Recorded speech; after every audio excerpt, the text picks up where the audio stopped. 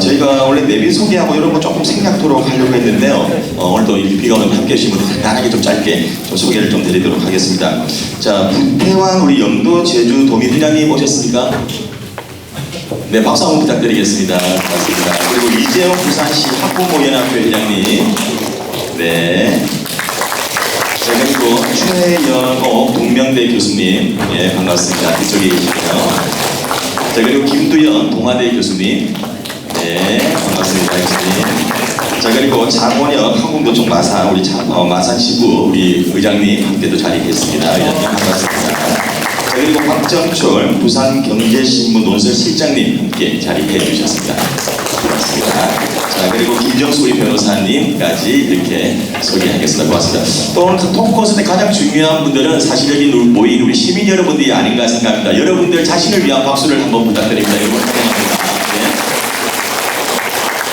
오늘 사실 불꽃축제도 있고 해서 나름 이렇게 좀 소통할 수 있는 장들을 얼마큼 더 준비가 좀 잘 될까 이런 고민도 좀 준비를 하면서 많이 했습니다. 오늘은 뭐 어떤 정치적인 이런 부분들 좀 떠나서 여러분들이 좀 궁금 사항들이 있다면 편안하게 얘기할 수 있는 시간들을 함께 갖도록 하겠습니다. 그리고 질문 있는 분들은 저희가 미리 선정하지 않고 나중에 상황을 봐서 저희가 몇 분 정도 이렇게 선정을 하도록 하겠습니다. 잠시만 기다려 주시기 바랍니다. 자, 오늘 토크포스트의 주인공 우리 또 김승헌 대표님 그리고 이현주 전국장님 두 분 박수로 맞이해주시기 바라겠습니다. 자, 두 분만 자리 편안하게 올라가시면 되겠습니다. 오늘도 소통하기 위해서 두 분이 함께했습니다. 네. 자, 그리고 오늘 이분은 정말 대단합니다. 어떤 분이 오늘 사회를 보실까 했지만 우리 박사님, 우리 시사평론가 이종훈 박사님을 소개합니다. 박수로 환영해 주시기 바랍니다.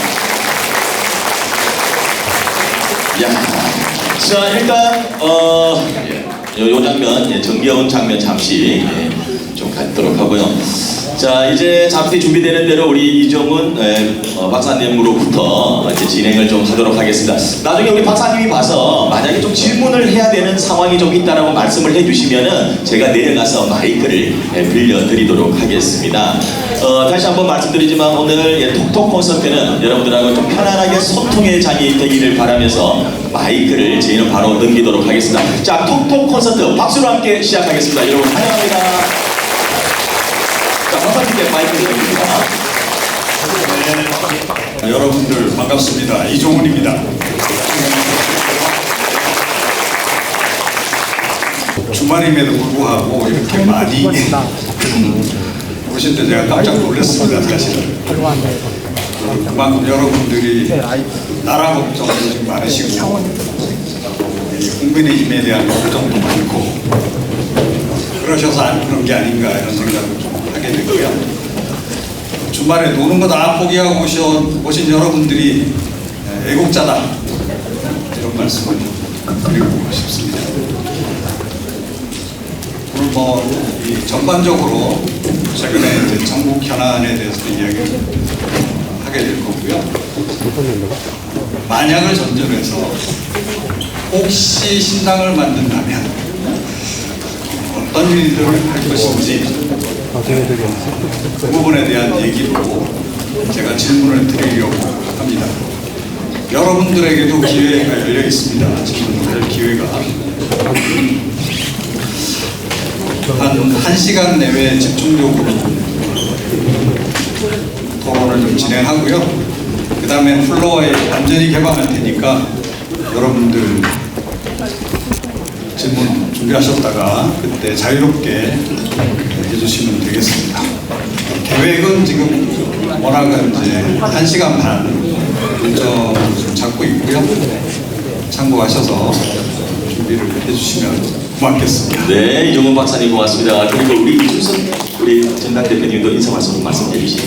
인사말은 그냥 간단하게 아까 와서 인사드렸는데 오늘 토요일날 비도 오는데 함께 해주셔서 너무 감사드리고요. 여튼 오늘 바쁜 길에 와주신 여러분들 위해서 시간을 충분히 내서 얘기를 하려고 합니다. 그러니까 여러분께서 같이 많이 참여해 주시고 또 저희가 하는 얘기들 오늘 하는 얘기들 많이 공감해서 또 함께 해주시면 정말 감사드리겠습니다. 이따가 또 토크하면서 제가 편하게 얘기 많이 할게요. 네, 좋았습니다. 예, 우선 이렇게 부산에 와서 모두 뵈니까 정말 좋네요.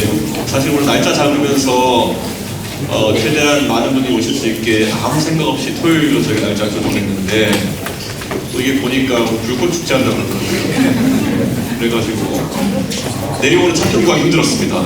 네, 그런데 저는 이런 생각합니다. 이 불꽃 축제 같이 지금 정치 개혁에 대한 여러 화두가 저는 전국적으로 타오르고 있다 이런 생각을 합니다. 그래서 저는 오늘 자리에서 논의할 때 다른 것보다도 질문도 솔직했으면 좋겠고 답변도 솔직했으면 좋겠다.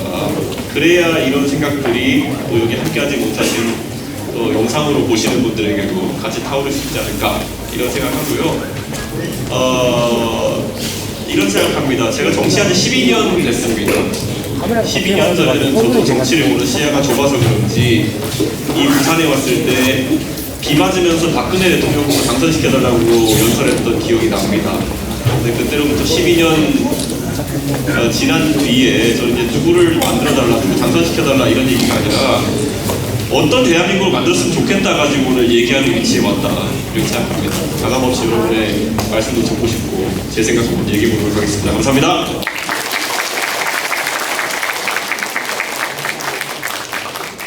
네, 감사합니다.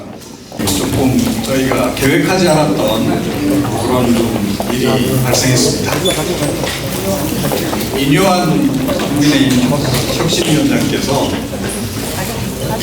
예고 없이 참석을 하셨습니다. 그래서 이거 저희가 어떻게 해야 될지 약간 살짝 당황스럽기도 하고 그런 상황이거든요. 왜냐하면 오늘 저희가 국민의힘에 대한 쓴소리를 잔뜩 준비했는데 또 혹시 감시하고 오셨나 이런 생각도 좀 들고 네, 그렇습니다.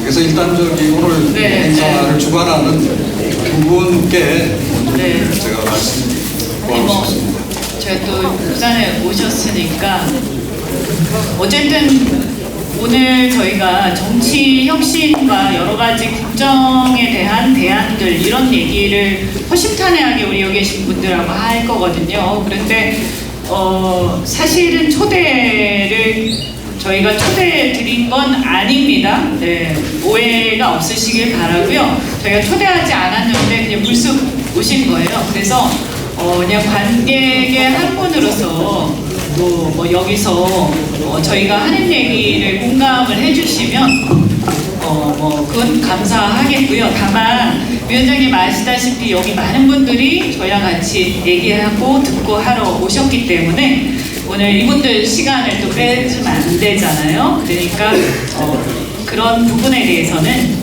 양해를 좀 해주시면, 그리고 아마 가감없이 또 여러 가지 우리 위원장님 개인에 대한 문제가 아니라 저희가 당에 대해서 그리고 이 정치에 대해서 굉장히 듣기 또 거북한 얘기가 있을 수 있습니다. 그래도 이렇게 좀 잘 양해를 해주시면, 왜냐하면 우리 위원장님 개인에 대한 얘기는 아니니까요.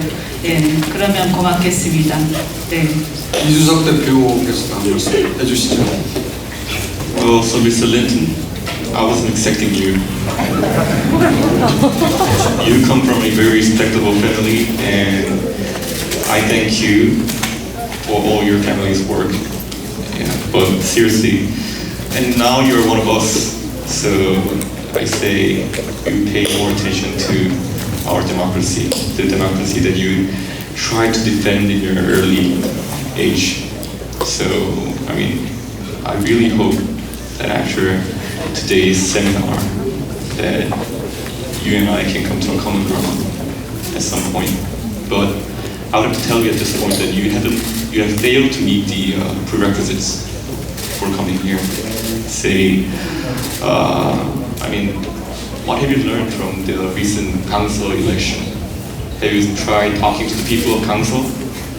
Seriously, if so, then tell me please what you have learned from them.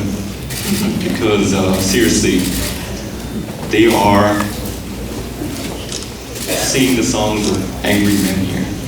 And if you listen to them, all the answers are in there.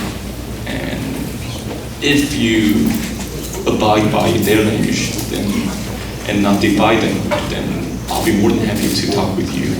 But as of now, as I told you, you failed to meet the prerequisites. So, I mean, please join us for the discussion. But at the moment, I have not much to tell you at this point. I'm really sorry. Okay. Thank you very much.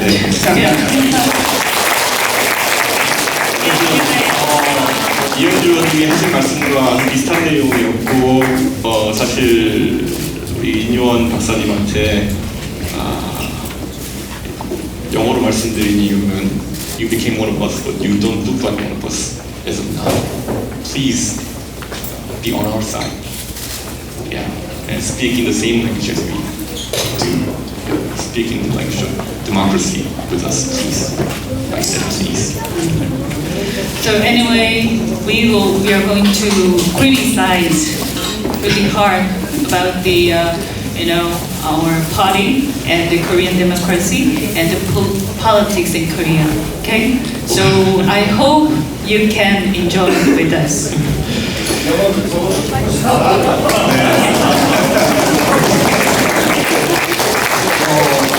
By the way, Mr. Linton, am I the patient here? Am I the patient here? Are you here as a doctor? Yeah, I gotta say this, the real patient is in Seoul. Yeah, you gotta go talk to him. He needs some help. Thank you. Thank you very much.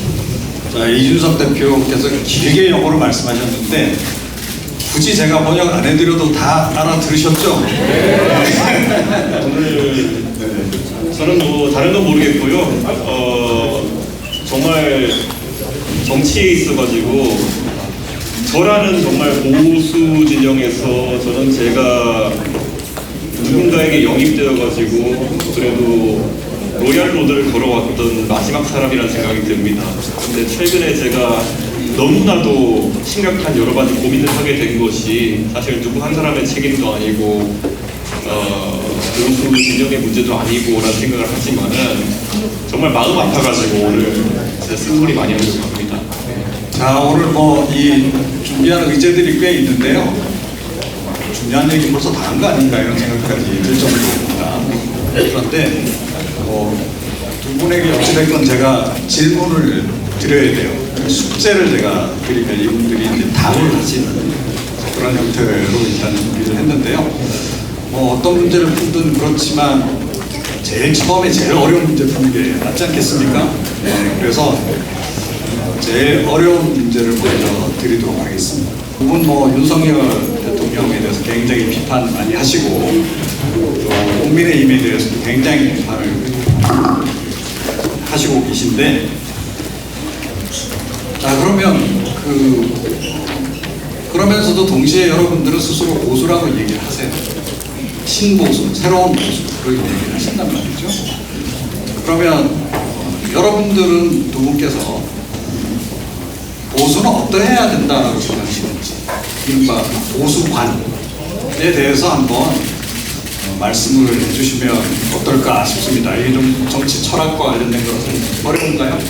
먼저 레이디 퍼스트 이현주 의원. 이럴 때만 지금 이 시대에 사실 보수, 진보 이런 것들이 딱 틀에 박힌 이런 시대는 아닙니다. 하지만 이제 근본적으로 이제 바탕에 깔고 있는 철학은 있다라고 생각을 하거든요.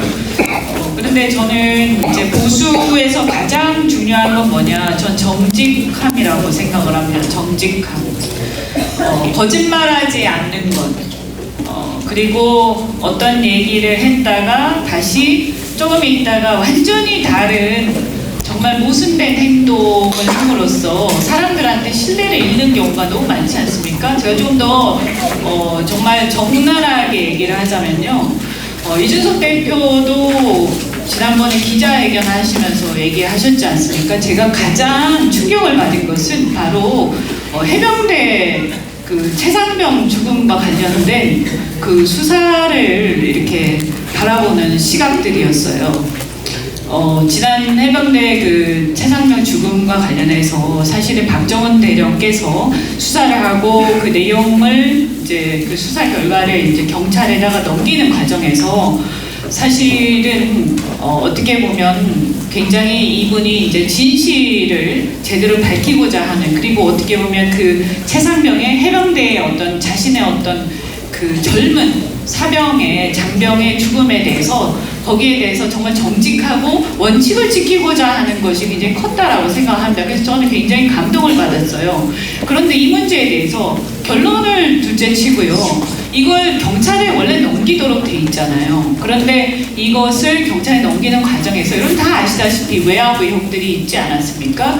이런 것들, 그러니까 어떤 국가에 우리가 보통 보수라고 할 때, 저는 대한민국의 보수는 상노 정신이 면면이 내려오고 있다. 그것을 나쁘게 얘기하시는 분들도 있지만 그것이 좋은 점들이 굉장히 있습니다. 그래서 내 밑에 사람들에 대해서 내가 책임을 지고 그것을 떠넘기지 않고 밑에다가 내가 윗사람으로서 책임을 지는 그 자세, 그리고 거기에 대해서 진실되게 정직하게 얘기하고 문제가 있으면 충분히 내가 책임지겠다라고 하는 그 자세가 굉장히 중요하다고 생각하는데, 이 부분에 대해서 전 정말 실망을 했고요. 그것은 또 어디로 연결이 되느냐, 이태원 참사에 대해서 정말 아무도 책임지지 않고 현장에서 고생하고 있었던 소방관이라든가 이 경찰들만 전부 다 기소되고, 위에 사람들은 누구 하나 책임지지 않으면서 자신들은 사법적 책임이 없다 이렇게 얘기하는 것을 보고 굉장히 놀랐습니다. 그래서 저는 뭐 나중에 다른 것도 많이 얘기하겠지만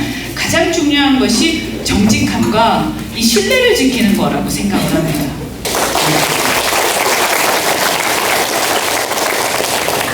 철학적인 얘기를 하니까 여러분들이 박수 치는데도 좀 뜸을 들이시네요.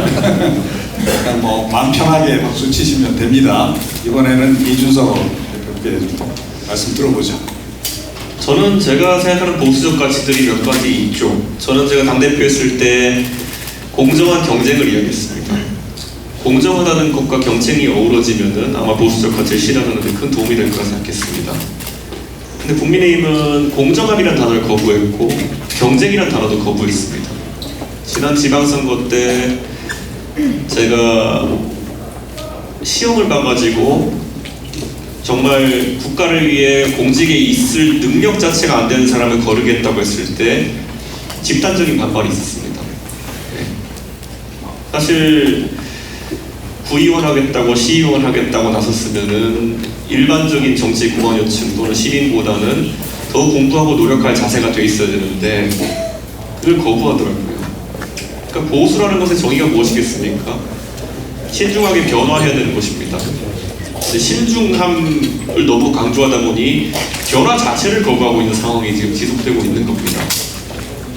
사람이 살다 보면은 현실에 안주하고 싶을 때도 있겠죠. 지금까지는 가서 당협위원장한테 줄 서고 가방 들어주고 사람 동원하면 사람 동원하고, 때로는 아주 안 좋은 상황에서는 돈 갖다 주고 쉽게 해결하는 방법들이 있었겠죠. 그런데 그것에 안주하면서 우리가 젊은 사람들한테 정치에 대해서 얘기할 수 있을까요?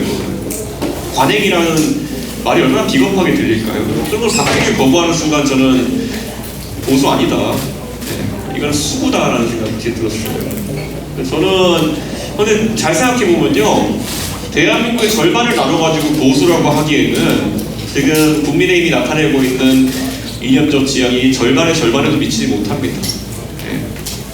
대한민국에서 본인을 보수라고 자처하는 사람들이 보수적 가치를 지키기 위해 가지고 보수를 자처하는 것이지, 그런 구태와 악습을 지키기 위해 가지고 보수를 하는 게 아니거든요.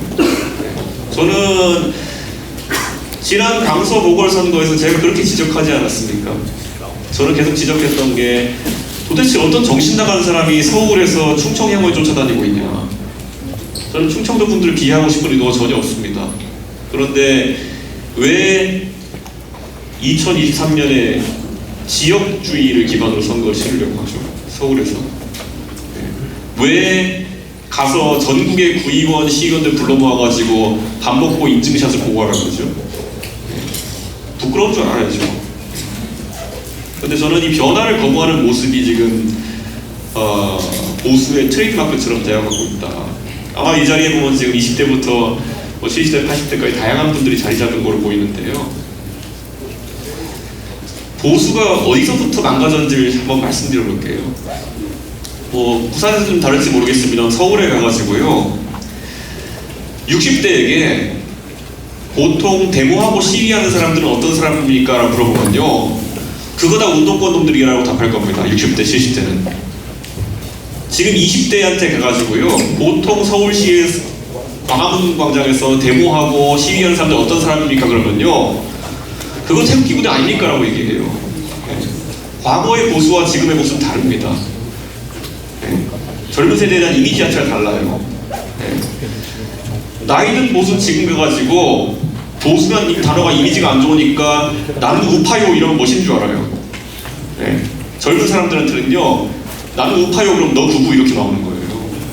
그 정도의 간극을 극복해야 되는 상황인데 지금 결국에는 기성세대가 젊은 보수가 올라오는 걸 막아서기게 해가지고 계속 하는 말이 있죠. 기다려, 기다려, 기다려. 그럼 본인들 집에 강아지한테 하세요. 간식 앞에 두고 기다려, 기다려, 기다려. 말로 또 혁신을 얘기해요. 요즘 가장 유명한 말이 뭡니까? 지금 제가 알기로 국민의힘에서 가장 찾고 있는 사람이 누굽니까?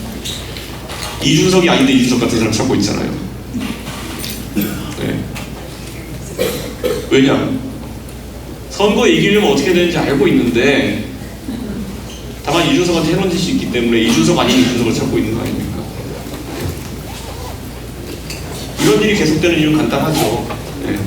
그냥 지키고 싶으니까 자기 가진 것을. 저는 이거 벗어나는 개혁이 앞으로 보수 운동이 된다 이렇게 생각하고, 뭐 저는 뭐 그냥 어느 정도 내려놨습니다. 어느 정도 내려놨다는 게 원래 개혁보다 혁명이 쉽다고요. 이념 박사님, 이노베이션보다는 레볼루션이 나을 것 같습니다. Be a part of it. 제발요. 이노베이션이라는 말을 통해 가지고, 혁신이라는 말을 통해 가지고 고쳤을 수 있는 단계가 아닌 것 같습니다. 이제 엎어야 되는 게 아닌가 생각이 듭니다.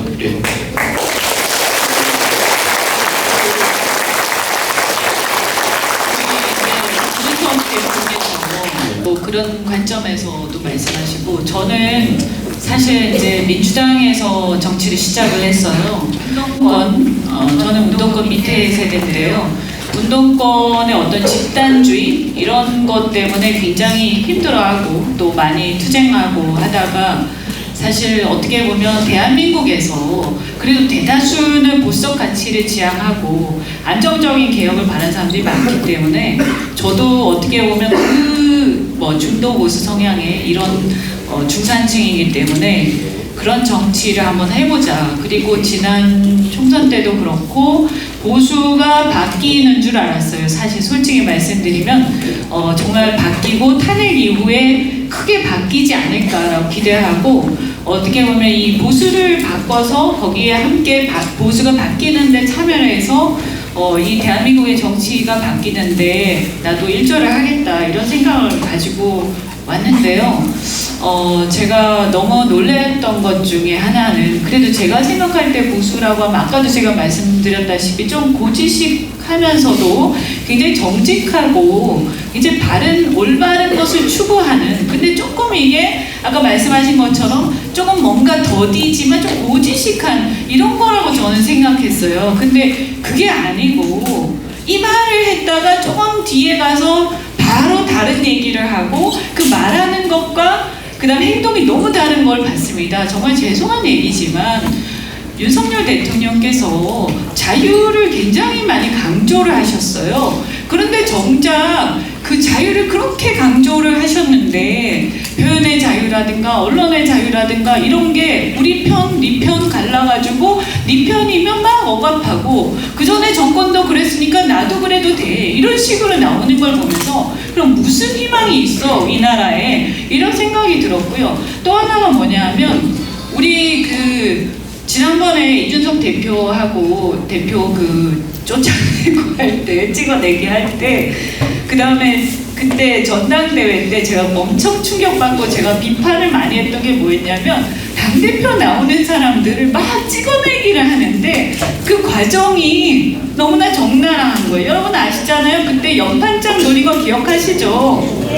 그게 뭐냐? 그거 찍어내기 하는데 여기다가 이름 쓰라고 이렇게 주면서 이름 쓰라는 거예요. 여기 동의하는 사람들. 그러면 여기에 그게 주주가 얘기하는 건데 이 종이에 이름 안 쓰고 거기에 연판장에 이름 안 쓰면 찍히는 거 아니에요? 그러면서 이렇게 압박하는 거죠. 그리고 대선 때도 저는 경선 때도 겪었어요.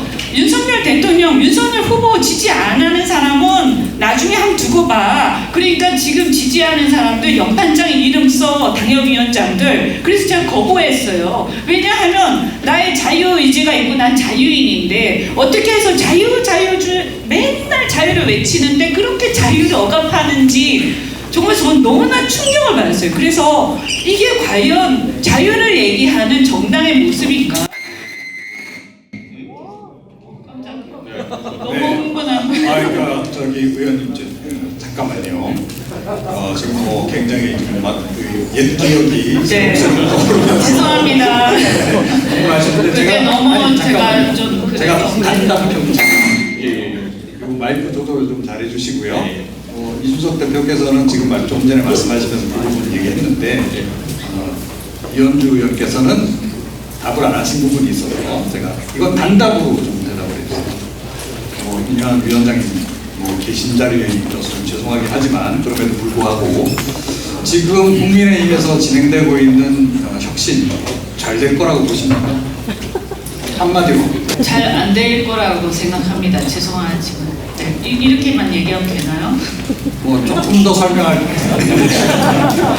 기회를 아까 쭉 제가 말씀드린 것처럼 국민의힘의 가장 큰 문제는 뭐냐? 사실은 국민의힘 이전에 대통령의 문제입니다.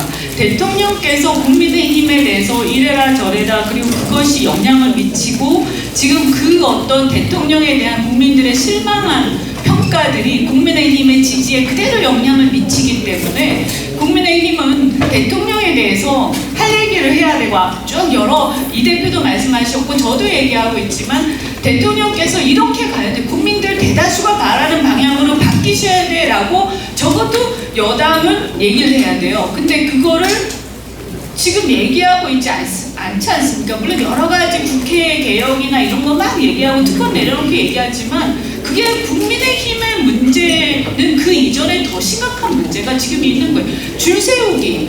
그 다음에 대통령의 어떤 문제, 대통령의 국정 지지율이 떨어지는 것을 그대로 받아들이면서 그것에 마저도 줄을 서고 있는 것. 이게 가장 큰 문제거든요. 그런데 그 부분에 대해서 만약에 혁신을 하지 못한다면 그게 혁신을 대통령이 바뀌시든 아니면 국민의힘이 대통령하고 선을 긋고 여당으로서 정책은 노선은 비슷하게 가더라도 정치적인 부분에 대해서는 확고하게 견제를 하면서 우리 국민들을 바라보면서 가든 둘 중에 하나를 하지 않으면 그 혁신은 결국에는 성과가 나기 힘들 것이다 이렇게 생각합니다. 네. 단답형으로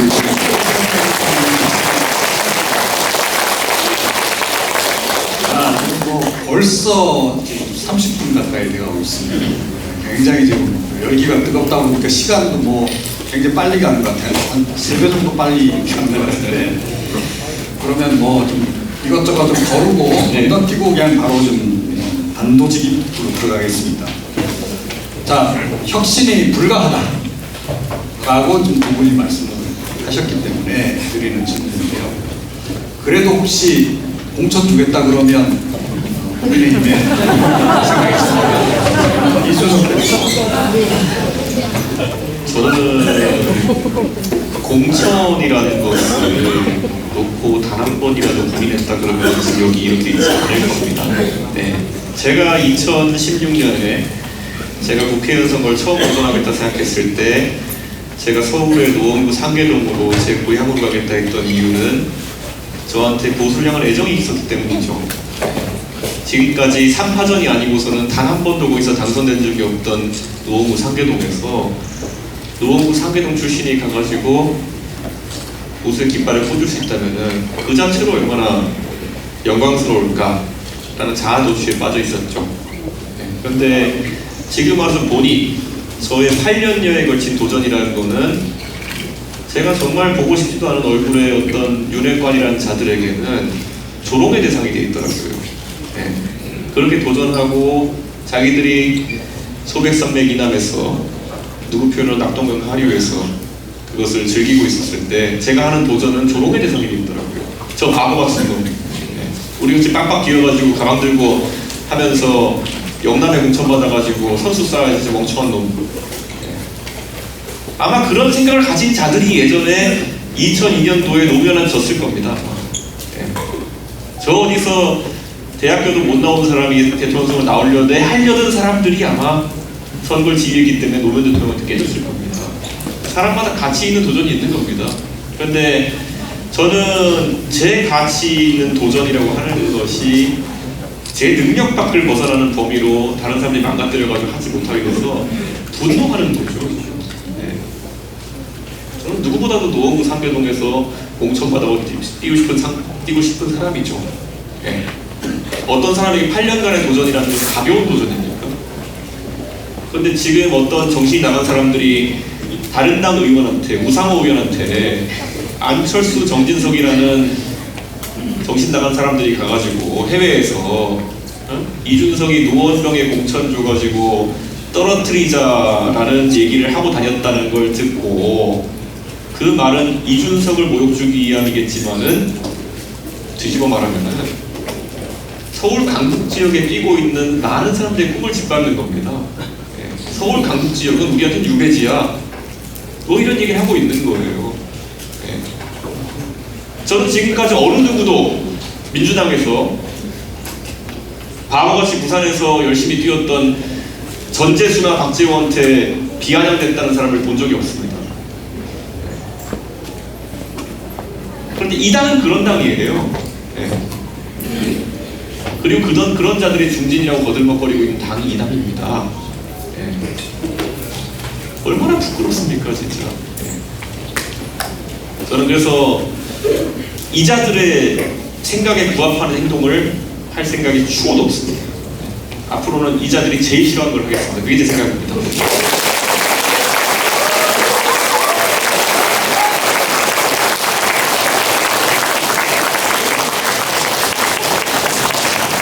네, 이현주 의원에게도 동일한 질문인데요. 이준석하고 놀지 마. 그럼 공천 줄게. 그럼 어떻게 하실 거예요? 제가 아마 한 몇 년 전이었으면 좀 흔들렸을지도 몰라요. 그때 좀 순진했거든요.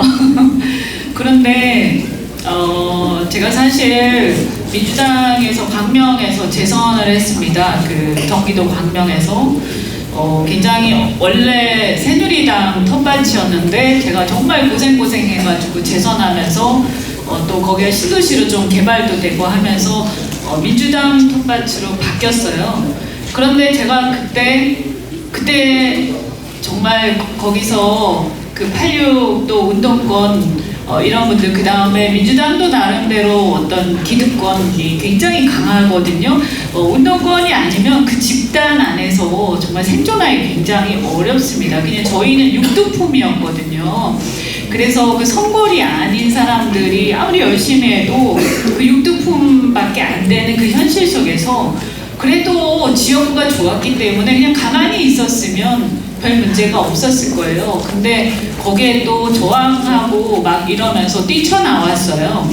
근데 제가 거기서 막 그렇게 해놓고 지금 여기 와가지고 갑자기 이제 나도 나이가 들고 했으니까 나도 이제 공천받고 조용히 잘해야지 이렇게 해서 더 이상 이제 지쳤어 하고 딱 그러면 사람들이 저보고 뭐라고 그러겠어요. 그때 너 민주당 나가면서 그렇게 큰 소리 쳤던 거 알고 보니까 수넘털이었네. 결국에는 이제 와서 깨갱하는 거 보니까 너 안 되겠어. 이렇게 국민들이 비웃지 않겠습니까? 제 양심에도 어긋나고요. 근데 사실은 3년 전에 제가 여기 오면서 사실 살짝 솔깃했었어요. 그때 부산에서 제 고향 영도에서 공천 준다고 해서 제가 솔직히 솔깃했습니다. 그래서 그때 그거 받고 제가 부산 영도로 갔어요. 근데 제가 그때 그 공천 파동에 휩쓸려가지고 밀어내기 당해가지고 제 연고 없는 곳에 와서 결국은 떨어졌는데 저는 그때 굉장히 많이 반성을 했어요. 아, 내가 정석으로 가지 않고 이렇게 꼼수 내지는 정말 이렇게 솔깃하는데 내가 넘어가서 그렇게 해서 편하게 정치하려고 하다가 앞에서 내가 민주당에서 그렇게 싸우면서 나왔던 것들도 다 잊어버리고 내가 뭘 하려고 했던 것도 다 잊어버리고 그냥 편한 정치 하려고 하다 보니까 내가 벌 받았구나. 저 그런 생각 많이 했고요. 그래서 그때 제가 결심을 했습니다. 많은 고민을 하면서 다시는 그렇게 하지 않겠다. 내가 정치를 안 하면 안 했지 다시는 그렇게 하지 않는다. 그래서 사실 제가 이렇게 막 쓴소리하고 좀 어떨 때 보면 여러분 심한 얘기 한다고 누가 막 말리기도 하는데 제가 만약에 잘 보여서 줄 서서 공천 받으려고 한다면 이런 얘기 하겠습니까? 저는 지금 공천에는 큰 관심이 없습니다. 그 나중에 문제고요. 일단 지금처럼 국민의힘이 이런 상태면요. 제가 국민의힘 공천 받고 그 옷 입고 나가서 국민들한테 이제는 마이크 들고 할 얘기가 없어요. 너무 부끄러워요. 그러니까 정말 내가 자랑스럽게 얘기할 수 있는 당이든지 그러면 모를까. 이거 지금 공천이 무슨 상관이야. 내가 배지 달면 뭐해. 나가서 뭐라고 할 거야. 이렇게 생각합니다.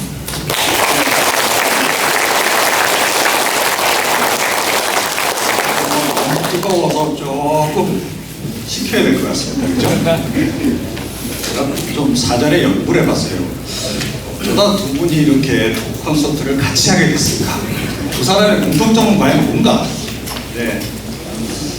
싱가포르에서 초등학교를 다니셨더라고요. 두 분이 공통점 한 가지. 그 다음에 이제 저희 유학가이신 거고.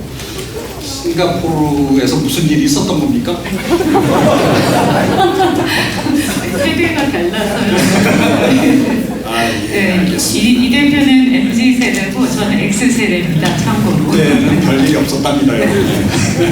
네.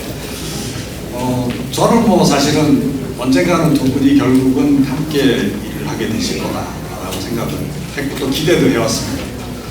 저에 대해서 잘 모르시는 분도 많으시겠지만 저는 중도에서 약간 보수입니다.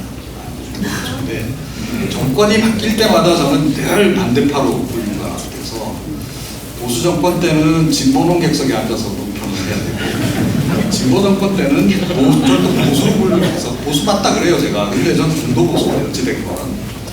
그랬더니 또 이 정부 와서는 보수는 맞는데 저 사람은 왜 자꾸 윤석열 대통령 비판만 하느냐. 그래서 보수 참칭 패널이라고 하는 타이틀을 붙여주더라고요. 하여튼 저도 좀 기구한 평론 생활을 하고 있는데 어찌됐건 보수 참칭 패널이라는 해보치는 정상인에게만 붙는 아주 영예로운 직인데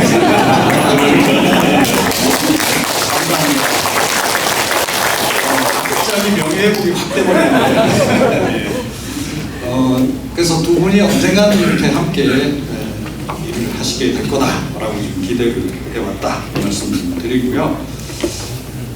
두 분에게 좀 이번에는 또 좀 약간 건너뛰어서 또 질문을 드리겠습니다.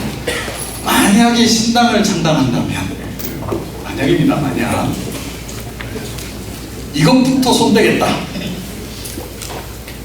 자, 이번에는 이현주 의원, 저 이준석 대표. 만약에 신당한다면은요, 저는 간단합니다. 아까 말했던 공정한 경쟁의 장이 만들어졌으면 좋겠다 이런 생각이고, 저는 이런 생각합니다. 결국 지향점이라고 하는 것들이 저는 뭐 대통령께서는 어쩔 때 이념이라 그랬다, 어쨌든 민생이라 그랬다 이렇게 얘기하지만은 저는 최소한 우리가 하는 행동이 전부 다 논리적이었으면 좋겠습니다. 네, 정말 논리적이었으면 좋겠어요. 국민들이 우리가 하는 행동을 이해할 수 있도록 하고 싶어요. 만약에 정치하다 보면 생각이 바뀔 수도 있습니다. 바뀌면 바뀌었다고 설명을 해야 되는 것이고, 국민들에게 의견을 수렴하면 어떤 경로를 수렴했다는지 밝힐 수 있어야 되는 것이고, 그냥 술자리에 술 먹다가 나온 그런 아이디어들이 아니라 저는 진심으로 많은 사람들의 의견을 듣고 방향을 정하고 이런 것이 중요하다 이런 생각하는데요. 제가 왜 이런 아주 기본적인 얘기를 하냐면요, 지금 기본이 안 되어지고 있기 때문입니다. 저한테 만약에 구체적인 정당의 지향점이나 만약 신당하게 된다면 어떤 걸 하고 싶냐고 하면은 3시간, 4시간도 이야기할 수 있어요. 부산의 발전을 위해서 뭘 하겠냐 그러면 답할 수 있어요. 하지만 제가 지금 기본만 얘기하는 거는 그 기본의 공통분모를 지킬 수 있는 정상인들끼리 모여가지고 하는 정당만 하더라도 대한민국의 전부 후보할 것 같다. 저는 그런 생각입니다. 적어도 지금 국민의힘에서 가장 아쉬운 지점은 뭔가 유치한 활극이 난무하잖아요. 아까 얘기했지만 세상에 어떤 정신 나간 사람이 전당대회에 1등부터 4등까지 후보를 전부 다 몽둥이 찜질을 내줬고 5등짜리 당선시키겠다는 계략을 세우니까 그게 상식선에서 이게 기획 자체도 할 수 없는 거거든요. 그렇게 해서 탈이 어떻게 날지 몰라서 그렇게 하는 걸까요? 아니면 그렇게 하고도 국민들이 반복만 외치면 이해해 줄 거라고 우리 국민들 무시하는 걸까요? 저는 그래서 이렇게 말씀드릴게요. 적어도 만약에 신당을 하게 된다면요, 당이라고 하는 건요, 지지자의 바다 위에 당원들이 떠 있는 것이고 당원들의 바다 위에 또 당 간부들이 있는 것이고 그 안에서 또 용도자를 뽑는 걸 겁니다. 적어도 각 단계가 아주 논리적이고 상식적인 단계들로 채워졌으면 좋겠다. 저는 그런 생각합니다. 제가 최근 들어서 가장 이게 흔들렸다 생각했던 거는 나이 60 먹은 안철수가 국민의힘이라는 당에 들어가서 가장 먼저 배운 게 뭡니까? 누군가를 제명하면 혁신이라는 소리나 짓거리고 있는 거 아닙니까? 그거 어디서 배웠겠습니까? 어떤 바다에 우리가 떠 있는지를 한번 생각해보자고요. 증세 없는 복지는 허구입니다 한마디 했다고 배신자로 지목해가지고 지금까지 7년째 괴롭히고 있습니다. 네. 대구에서 태어나가지고 대구 사투리 아직까지 쓰고 있으면서 경북고등학교 나와가지고 대구에서 국회의원 사선한 사람이 대구에서 배신자 소리 들으면서 정치하는 이유 다 나옵니다. 주류에 반대되는 생각을 이야기했다고 이렇게 만들어버린 거 아닙니까? 그 바다 위에 어떤 다채로운 배가 떠 있을 수 있겠습니까? 저는 적어도 우리가 만약 새로운 움직임을 한다 그러면은 그런 건 없어야 되지 않을까. 저는 그런 생각을 합니다. 솔직히 말하면 지금 너무 부끄러워요. 제가 말씀드릴게요. 네. 아니 진짜 나이 60 먹어가지고 차선 변경해가지고 이 오른쪽까지 와가지고 가장 먼저 배운 게 이 당에서는 유승민, 이준석 욕하면은 어르신들이 박수 쳐주는구나. 이런 거 배운 거 아닙니까? 부끄러워요. 와서 보니까 배울 게 그거밖에 없다는 거 아니에요. 네, 그러니까 어느 정도는 저는 그래서 지금 우리 국민의힘의 지지층이라고 하시는 분들도 반성해야 될 부분이 있다라는 거고, 제가 이렇게 감히 말하는 건 뭐냐면요, 그거 깨달으시는 분들하고만 같이 하고 싶습니다. 예. 그거 깨닫지 못하고 또 계속 그래도 배신자, 뭐 애새끼 이런 문자 보내면서 사람들 기죽이려고 하는 이런 분들은 계속 그 자리에 계세요. 예. 계속 그 자리에 계세요. 그 바다에 계세요. 근데 저는 새로운 바다에 함께 하실 분들은 적어도 그런 이상한 언어를 쓰거나 이상한 방식으로 다른 의견을 묵살하지 않는 분이었으면 좋겠다. 그게 제 유일한 소망입니다.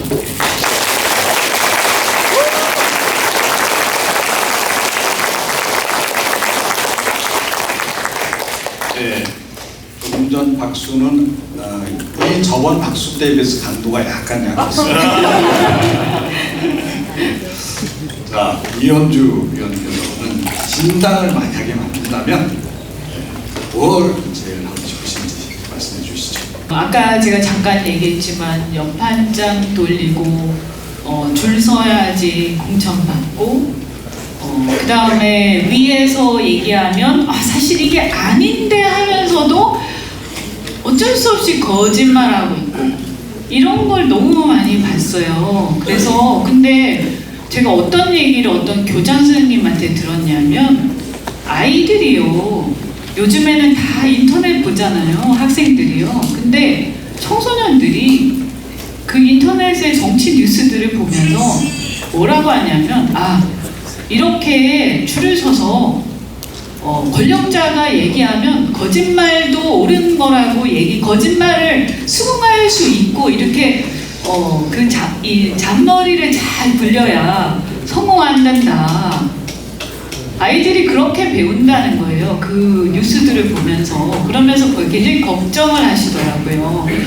저는 물론 권력이라는 게 중요하죠. 하지만 저는 87년에 우리나라 민주화가 되면서 그때 YSDJ, 뭐 JP 이런 보스들이 그 군사정권에 대항해서 민주화를 하다 보니까 아무래도 이렇게 똘똘 뭉쳐서 일사불란하게 가야 되다 보니까 그렇게 됐는지 모르겠어요. 그래서 보스 정치, 개부 정치 이렇게 해서 그 누구 한 사람한테 완전히 복종하는 이런 정치, 이런 정치가 그동안 쭉 있었어요. 그런데 87년에 그 체제는 저는 이제 굉장히 낡았다고 생각을 합니다. 이제 우리는요, 정말 우리가 선임을 존중하고 같이 함께 하되 토론할 수 있고 그 말이 틀렸으면 이의제기도 얼마든지 할 수 있고 같은 당 안에서도 생각이 다를 수도 있고 근본적으로 너무 다르면 힘들겠지만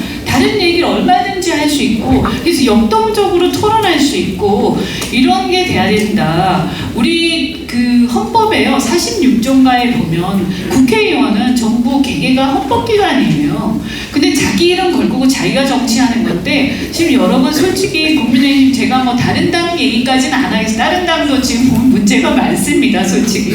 그런데 일단 우리 당 가지고 얘기해보면 이 줄서기가 만연하지 않습니까? 지금 이 상황이 될 때까지 국민의힘의 그 중진을 비롯해서 뭐 중진뿐만이 아니라 초재선들도 그렇고 그 연판장 돌려가면서 하는 거 보고 우리 국민들이 무슨 생각하시겠어요? 그래서 저는 이 보스 정치 어떤 개인을 추종하고 그거에 대해서 마치 그 사람이 얘기하면 틀린 것도 맞고 맞는 것도 죄송합니다. 틀린 것도 맞고 무조건 그런 식이 되는 보수 정치를 이제는 좀 극복해야 될 필요가 있다 하는 생각 하나가 있고요. 또 하나는 뭐냐면 저는 이제 민주당도 겪었고 이 국민의힘도 겪었고 하면서 제가 이렇게 쭉 보면서 너무너무 힘들었던 게 뭐냐면 제가 지난 문재인 정권 때 정말 비판 많이 하고 열심히 싸웠거든요. 정말 제가 분노를 많이 했는데 그때 제가 조국 사태 때 삭발까지 하면서 그때 무소속이었는데 분노를 많이 했어요. 근데 그때 제가 민주당에 대해서 분노한 게 뭐냐면 자기 편이면 잘못한 것도 잘했다 그러는 거예요. 그죠? 그래서 그때 여러분 기억하시죠? 국민의힘 그 당시에 자유한국당 사람들이 얼마나 비난했어요. 그죠? 그런데 국민들이 분노해서 그 다음 정권 교체 해줬단 말이에요. 근데 우리의 모습을 보세요. 뭐가 바뀌었죠? 우리는 우리가 잘못하면 잘했다고 그러고 잘못해도 잘했다고 그러고 다른 당이나 우리의 뭐 소위 말해서 우리 편이 아닌 상대면 잘해도 잘못했다고 그러고 그러고 있지 않습니까? 그래서 저는 이거 보세요. 진실 바이든 날리면 그죠? 우리 얘기 안 해도 다 알죠? 진실 이것도 우리 편이 하면요 진실이 막 바뀌어요. 그래서 진실도 네 편 내 편에 따라서 바뀌는 세상이고요. 옳고 그름도 네 편 내 편에 따라서 바뀌고요. 그리고 이태원 참사 뭐 그 안에 내부적으로 무슨 보상을 어떻게 이런 거는 생각이 다를 수 있죠. 하지만 우리가 사람이 그렇게 150명이 넘게 죽었는데 돌아가셨는데 여기에 대해서 함께 아파하는 거 그거 인간된 도리 아닙니까? 그게 어떻게 해서 네 편 내 편에 따라서 다를 수가 있습니까? 저는 그래서 이 진실, 정의, 인간된 도리 이런 거는 좀 제발 네 편 내 편에 따라서 다르게 하지 말자. 왜냐면 이게 고쳐지지 않으면 정치가 하나도 해결할 수 없는 거예요. 그래서 이뇨한 위원장께서도 오셨지 않습니까? 그런데 정말 안타까운 거는 왜 대통령한테 오시라고 얘기 못하냐, 같이 함께 아파하자고 얘기 못하냐, 왜 손잡고 가지 못하냐. 그런 게 좀 이준석 대표님 말씀하신 거랑 비슷해요. 상식적인 거, 우리 합리적인 거, 우리가 인간으로서 정말 일반 보편적인 상식이 있지 않습니까? 그 상식 수준에서 좀 하자. 왜 그것도 편가르냐. 이런 생각을 하고 있습니다. 제가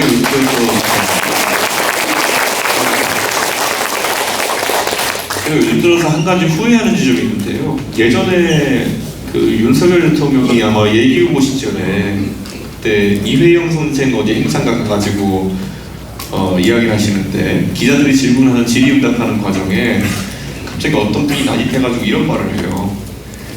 답하지 마십시오. 좌파입니다. 이렇게 얘기해요. 네, 그렇게 하고 나왔어요. 저 사람은 뭐 하는 사람이지? 이렇게 생각했는데 왜 그 당시 후보 주변에 저런 사람이 꼬여있지? 이런 생각을 했거든요. 근데 제가 얼마 전에 그 이태원 참사 서울시청에서 있었던 그 추모식을 간 다음에 불현듯 그게 떠올랐어요. 아, 저게 저쪽이구나. 분명히 안에서 누가 그러고 있을 거 아닙니까? 가지 마십시오. 좌파입니다. 제가 단언코 말씀드릴게요. 제 선입견일지 모르겠습니다만은 대한민국의 이태원에서 할로윈 파티를 즐기러 갔다가 안타까운 일을 당한 그런 젊은 청년들이 100% 좌파일 리는 없습니다. 제가 놀랐던 것은 제가 현장에 천하람 위원장이랑 갔을 때, 이기인 의원과 갔을 때 그 보라색 옷을 입은 유족분들이 계셨어요. 제가 그때 진짜 한심하다는 생각이 들었던 게요. 그분들이 저랑 그 천하람 위원장을 보고 너무 반기시는 거예요. 어떤 분은 왜 이제 왔냐고 저한테 말하기도 하고요. 어떤 분은 유가족인데 저한테 저랑 천하 형님 화이팅 이렇게 하고 하는 분이 있었어요. 그냥 확률적으로 보면요, 그분들 반은 보수였을 거고 반은 진보였을 거예요. 네. 그런데 대통령이 그것을 이념과 엮어버리는 순간 그들은 적어도 보수나 진보의 카테고리가 아니라 반정부가 될 겁니다. 저는 가끔가다 아직도 이런 생각해요. 2014년 4월 16일에 세월호 참사가 났을 때 그때 만약에 진도의 팽목항에 우리가 알던 2014년 이전의 박근혜 대통령의 모습으로 박근혜 대통령이 가가지고 한 2박 3일, 4박 5일 동안 그들과 함께 했다면은 지금 과연 저분들이 저렇게 아픔을 간직하고 계속 지금의 정부와 반대되는 위치에 생각하고 계실까? 라는 생각을 하게 됩니다. 그분들이 얘기했던 게 뭐 진실을 인양해달라 말씀하셨지만은 문재인 정부 시기에 단 하나의 진실도 인양하지 못했어요. 예. 그런데 그분들이 계속 문재인 대통령에 의지했던 거는 박근혜 정부 시절에 그렇게 외면했기 때문일 거예요. 저는 이게 왜 10년이 지나서 이태원 참사에서 반복되는가에 대해서 상당히 많은 고찰을 하게 됐습니다. 네. 대통령이 그 행사에 가셨으면요, 대통령이 주인공입니다. 누가 주최했더라도요. 그 자신감이 결여되어 있기 때문에 이 모든 상황이 나온 거 아니겠습니까? 저는 정말 제가 그 유족들이 저한테 얘기할 때 눈물 나더라고요. 진짜. 저 사람들 좌파 아니에요. 자식 이름 부모들이더라고요.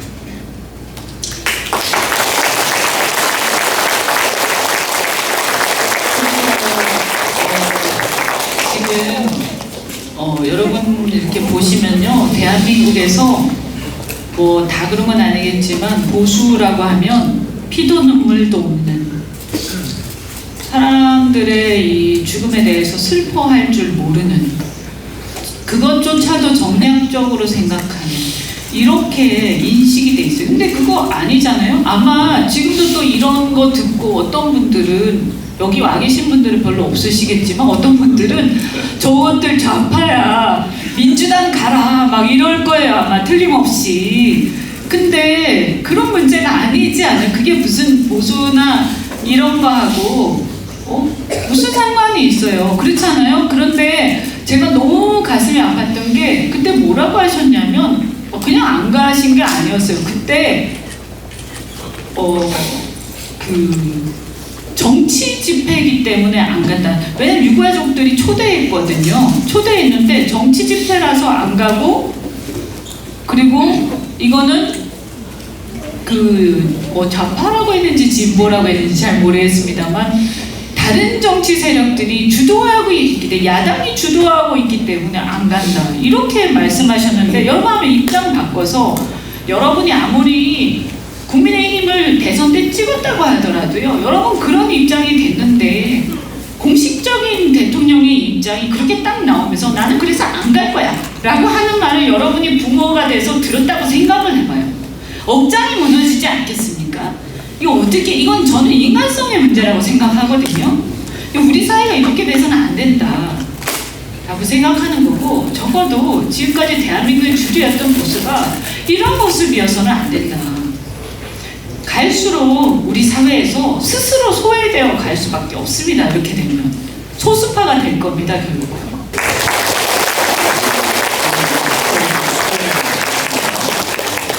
아니 요즘 제가 카메라 앞에 서가지고 눈물이 많이 나는지 모르겠는데 제가 우선은 저도 이제 내년이면 40이 돼가지고 호르몬 변화가 있는 것 같기도 하고 두 번째로는 이제 서글퍼서 그래요. 제가 지난번에도 기자회견하면서 그냥 아까 이현주 의원님도 언급하셨지만 최상병 얘기하면서 굉장히 서글퍼가지고 그 대목 읽으면서 눈물 났거든요. 제가 그 박정훈 대령 얘기가 처음 나왔을 때 그때 박정훈 대령 궁금해가지고 인터넷에 가서 네이버에서 어떤 분이 그걸 박정훈을 치니까 연관 검색으로 자동으로 고향이 왔던데더라고요. 도대체 어떤 사람들이 그런 거 궁금해하는 겁니까? 박정훈 대통령 어디 사람입니까? 경상북도 포항 출신에 경북대학교 법학과를 나와가지고 평생을 해병대에서 진짜 명예롭게 복무해온 군인인데 그 사람이 대통령에게 좀 다른 의견을 이야기한다 해가지고 그 사람들의 고향부터 찾아가지고 전라도로 몰아가지고 지역기하 공격하려고 했던 거 아닙니까? 앞에 인요한 위원장이 앉아 계시지만은 인요한 위원장이 네이버에 보면은 욕하는 글 전부 다 역시 전라도 사람 믿을 게 못 되라고 되어 있지 않습니까? 왜 이렇게 보수의 언어가 유치해진 겁니까? 인요한 위원장이 싫으면은 그 세 글자 빼고 다른 거로 욕하세요. 적어도 아니 왜 이 따뜻한 데 앉아가지고 그런 저열한 언어로 하는 게 보수의 법칙이 돼버렸습니까? 그러니까 저는 자꾸 이런 일이 반복되니까 서글퍼집니다. 서글퍼집니다. 그래서 도대체 70년대, 80년대부터 지금까지 뭐가 발전했느냐에 대해서 저 스스로도 지금 정치를 제가 띠가 한 바퀴 돌 만큼 했는데 뭐가 바뀐 게 없다는 생각이 너무 들고 저는 제 딴에 노력을 했는데 뭐가 바뀌었지? 허무감이 들어요. 그래가지고 2023년에도 저는 그런 얘기를 보고 있으니까 요즘 그냥 서글퍼서 눈물이 많이 납니다. 그런데 아까 말했잖아요. 박정훈 대령에 대해서 전라도라고 욕하려고 고향 찾아보고 2014년에 세월호 사고를 겪고도 이태원 참사를 겪으면서 똑같이 반응하고 바뀌는 게 없어서 그래요. 그래서 너무 서글프고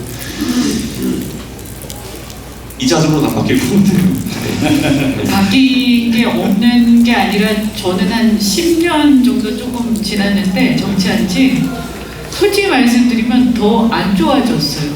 미치겠어요. 옛날에는 그래도 그런 얘기를 할 때 굉장히 조심해서 했거든요. 사람들이 그런 2차 가해를 하는 사람들도 그렇고 아차 하기도 하고 몰래 하기도 하고 그것도 좋은 건 아니지만요. 근데 지금은요 너무나 당당하게 하고 있고요. 막 경쟁 붙어서 하고 있어요. 정말 기가 막 이게 무슨 세상이 이런 세상이 다 있지? 갈수록 이상해지는 이런 부분들에 대해서 저는 이제 이 대표께서도 이제 MZ 세대고 하지만 그게 언제적 얘기죠? 5.18 1980년 아닙니까? 그리고 나서 87년에 민주화가 됐고요. 그리고 그 뒤에 상당히 다들 조심하고 이렇게 했던 것 같은데 어느 날부턴가 이제 노골적으로 그것이 마치 충성 경쟁하듯이 막 하면서 지역에 이런 것들이 무슨 딱지 붙는 것처럼. 그런데 사실 우리 젊은 분들은 그런 거 전혀 없으시잖아요. 그죠? 그러니까 정치가 국민들하고 완전히 괴리돼서 따로 논다는 느낌이 굉장히 많이 들어요. 저는 이런 생각도 들어요. 최근에 약간 저는 계속 제가 앉아가지고 어디부터 잘못됐을까를 많이 생각하거든요. 근데 그런 지점들 아까 얘기했듯이 아주 작은 이유하고 어느 누구도 캐치 못할 수 있겠지만은 답변하지 마십시오. 좌파입니다.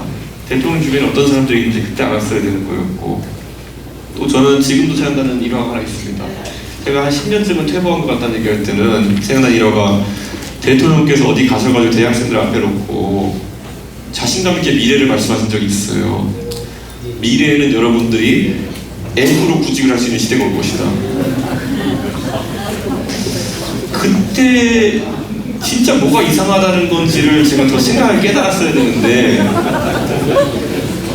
미래는 여러분이 앞으로 몇 년 내에 앱으로 구직할 수 있는 시대가 올 것이라는 말을 하시고 본인은 뭐가 잘못된지 모르시던 상황이 지금 계속 전 요즘 떠올라요.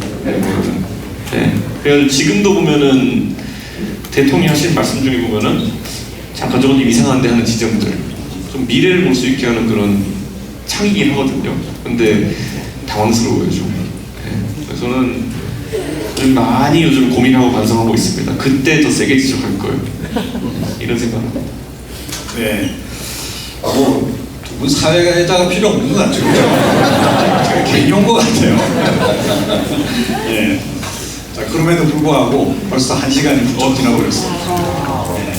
자, 그래서 워낙은 뭐 이제 이 민생 문제 비롯해서 이 지역 현안도 좀 이야기하고 정책 관련한 얘기도 좀 하려고 했는데 사회자 직권으로 그냥 싹 지우겠습니다. 여러분들에게 질문할 기회를 드리겠습니다. 그러니까 준비 다 되셨죠? 자, 손 드시면 마이크 들고 달려가십시오. 자, 자, 혹시 궁금한 게 있는 분들은 살짝 손 들면 저희가 미리 사전에 받지 않았기 때문에 편하게 미소를 짓는 분들 위주로 미소, 여기 잠시 한번 일어나서 본인 소개 좀 간단히 해주시고 궁금한 거 질문해 주시면 되겠습니다. 네, 저는 부산에 살고 있는 33살 정환목이라고 합니다. 저 이준석 대표님께 궁금한 게 있는데요.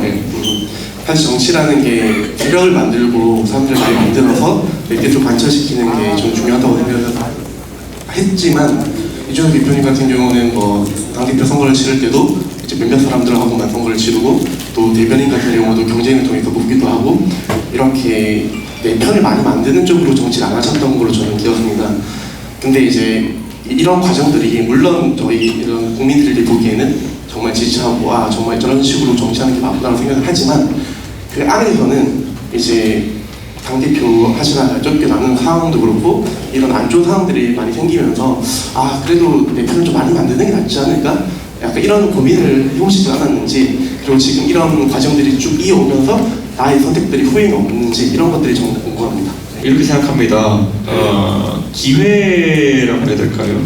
아니면 역사의 큰 변화의 기회는 우연히 찾아오는 거라고 저는 생각합니다. 네. 제가 당대표 된 것도 지금 와서 생각해보면은 센세이셔널했겠지만은 그 안에는 우연이라는 것도 자리하고 있었어요. 그게 뭐냐? 코로나 시기였어요.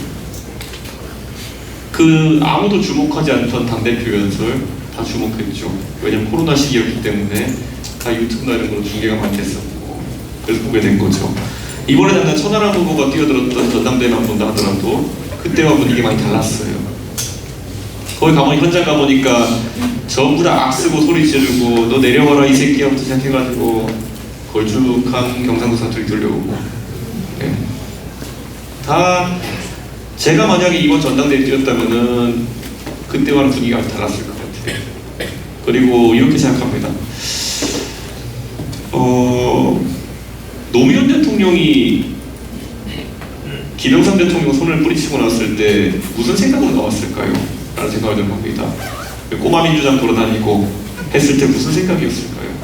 그 다음에 나중에 결국에 대통령이 됐는데 호남의 소위 난딩구라고 하는 어르신들 그게 이제 구민주당 계열을 뜻하는 용어입니다. 비하는 게 아니라 난딩구라고 자처하는 사람들이 노무현 대통령을 어른도 달래고 때리고 하려고 했을 때 그분이 열린우리당이라는 당을 만들어가지고 뛰쳐나왔을 때 무슨 생각이었을까요? 그리고 인기도 없는데 망할 거라는 예측이 주류였는데 갑자기 거기에 도취된 한나라당과 자유민주당이 자기를 탄핵했을 때 무슨 생각이었을까요? 저는 이걸 다 예측하고 움직이는 노무현은 없었다 생각합니다. 이걸 예측하고 10몇 년 전에 김영삼의 손을 뿌리치고 전두환 대통령 앞에서 명패를 던지지 않았을 거라 생각해요. 오직 그 당시에 노무현 대통령이 고민했던 거는 지금 어떻게 하는 게 옳은가에 대한 고민이 있었을 것이다 생각합니다. 네. 나 앞으로 어떻게 살지에 대한 고민이 앞섰다 그러면은 도저히 할 수 없는 선택의 연속이었어요. 네. 그래서 역사 속에서 그렇게 성공한 사람 단 하나 있기 때문에 그거 하나 항상 있습니다. 언젠가는 이렇게 가다 보면은 옳은 선택들의 연속이 나중에 옳은 결과를 만들 거라는 그런 기대를 합니다. 물론 노무현 대통령께서 나중에 안타깝게 돌아가셨기 때문에 이것에 대해서 부인하는 분도 있겠지만은 저는 그렇게 생각하지 않습니다. 그것보다 더 나은 결과를 내면 되는 겁니다.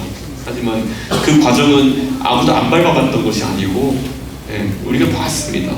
그러니까 저는 지금도 마찬가지로 생각합니다. 어쩌면은 지금 말하는 이 스토리가 노무현의 이야기였을 수도 있고 아니면은 정말 그 당시에 옳은 것이라고 생각하는 걸 쫓아갔던 한 검사의 이야기일 수도 있습니다.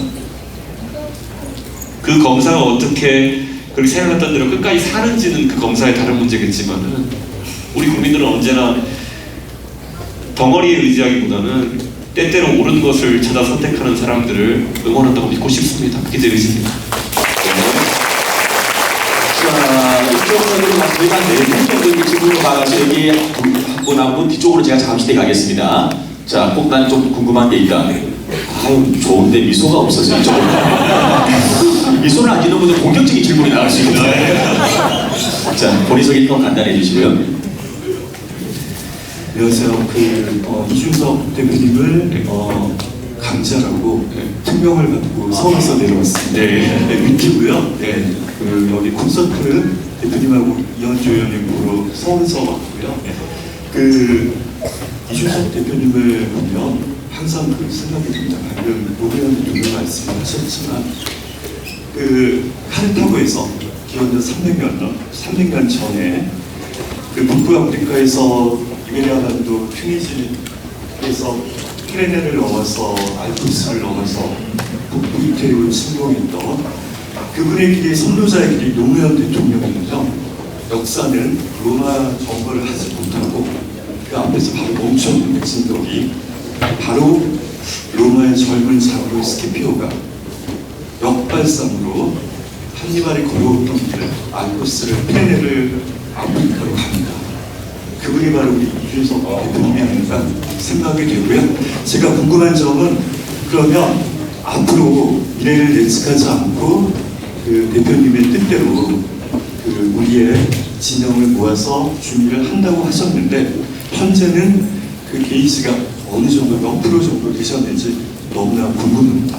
포에니 전쟁에서 2차 포에니 전쟁 때 한니발과 스키피오에 비유해가지고 결국 한니발이 전과는 있었지만은 승자는 스키피오로 기록된다 이런 얘기를 하셨는데요.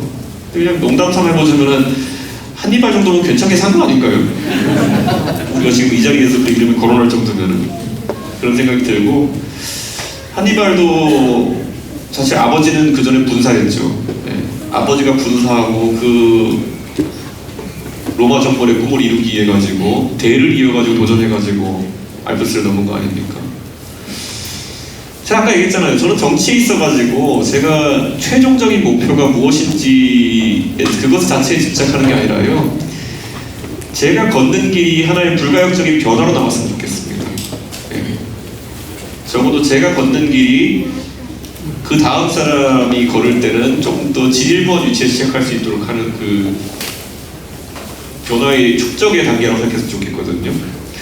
이번 전당대회만 해도 보십시오. 처음에 이준석이 한 30대로 당대표하고 나니까 이번에 천하람 위원장이 도전했을 때 야 적어도 무슨 30대가 당대표냐? 이런 말은 안 나왔잖아요. 그 정도만 해도 만족합니다. 그만큼씩이라도 변하면은 우리는 꽤 빨리 변할 거예요. 그런데 그만큼의 변화마저도 되돌리려고 하는 사람들 때문에 저는 이제 안타까운 것인데 저는 확신합니다. 이거 이렇게 쌓아 올리다 보면은 저는 어느 순간에 도달할 수 있다 생각하는 거고요. 우리 민주주의의 역사가 그렇지 않았습니까? 당장 4.19 때 그 사람들 얼마나 답답했겠습니까? 4.19로 결국에는 혁명을 해놨더니만은 다시 군인들이 와가지고 쿠데타를 일으키고 그 다음에 또 나중에 박정희 대통령이 돌아가시고 나가지고 민주화가 되나 싶었는데 또 군인들이 와가지고 광주에서 사람들 짓밟고 또 그래가지고 몇 년을 더 기다려가지고 87년도에 대학생들 죽어나가면서 다시 그걸 쟁취해야 됐고 근데 그 당시 시절에 보면은 정말 답답하고 했지만은 뭔가 한 사람들 때문에 여기까지 온 거 아닙니까? 저는 아무리 윤핵관이나 이런 사람들이 득세하고 있는 것 같아도요, 저 사람들은 역사의 물기를 되돌릴 정도의 능력이 안 됩니다.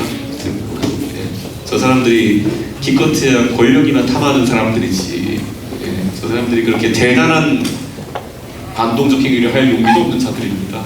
어디 공기업 사장이라도 꽂으려고 그러지. 그러니까 저자들을 두려워할 필요는 없고요. 저는 계속 할 일 하겠습니다. 네.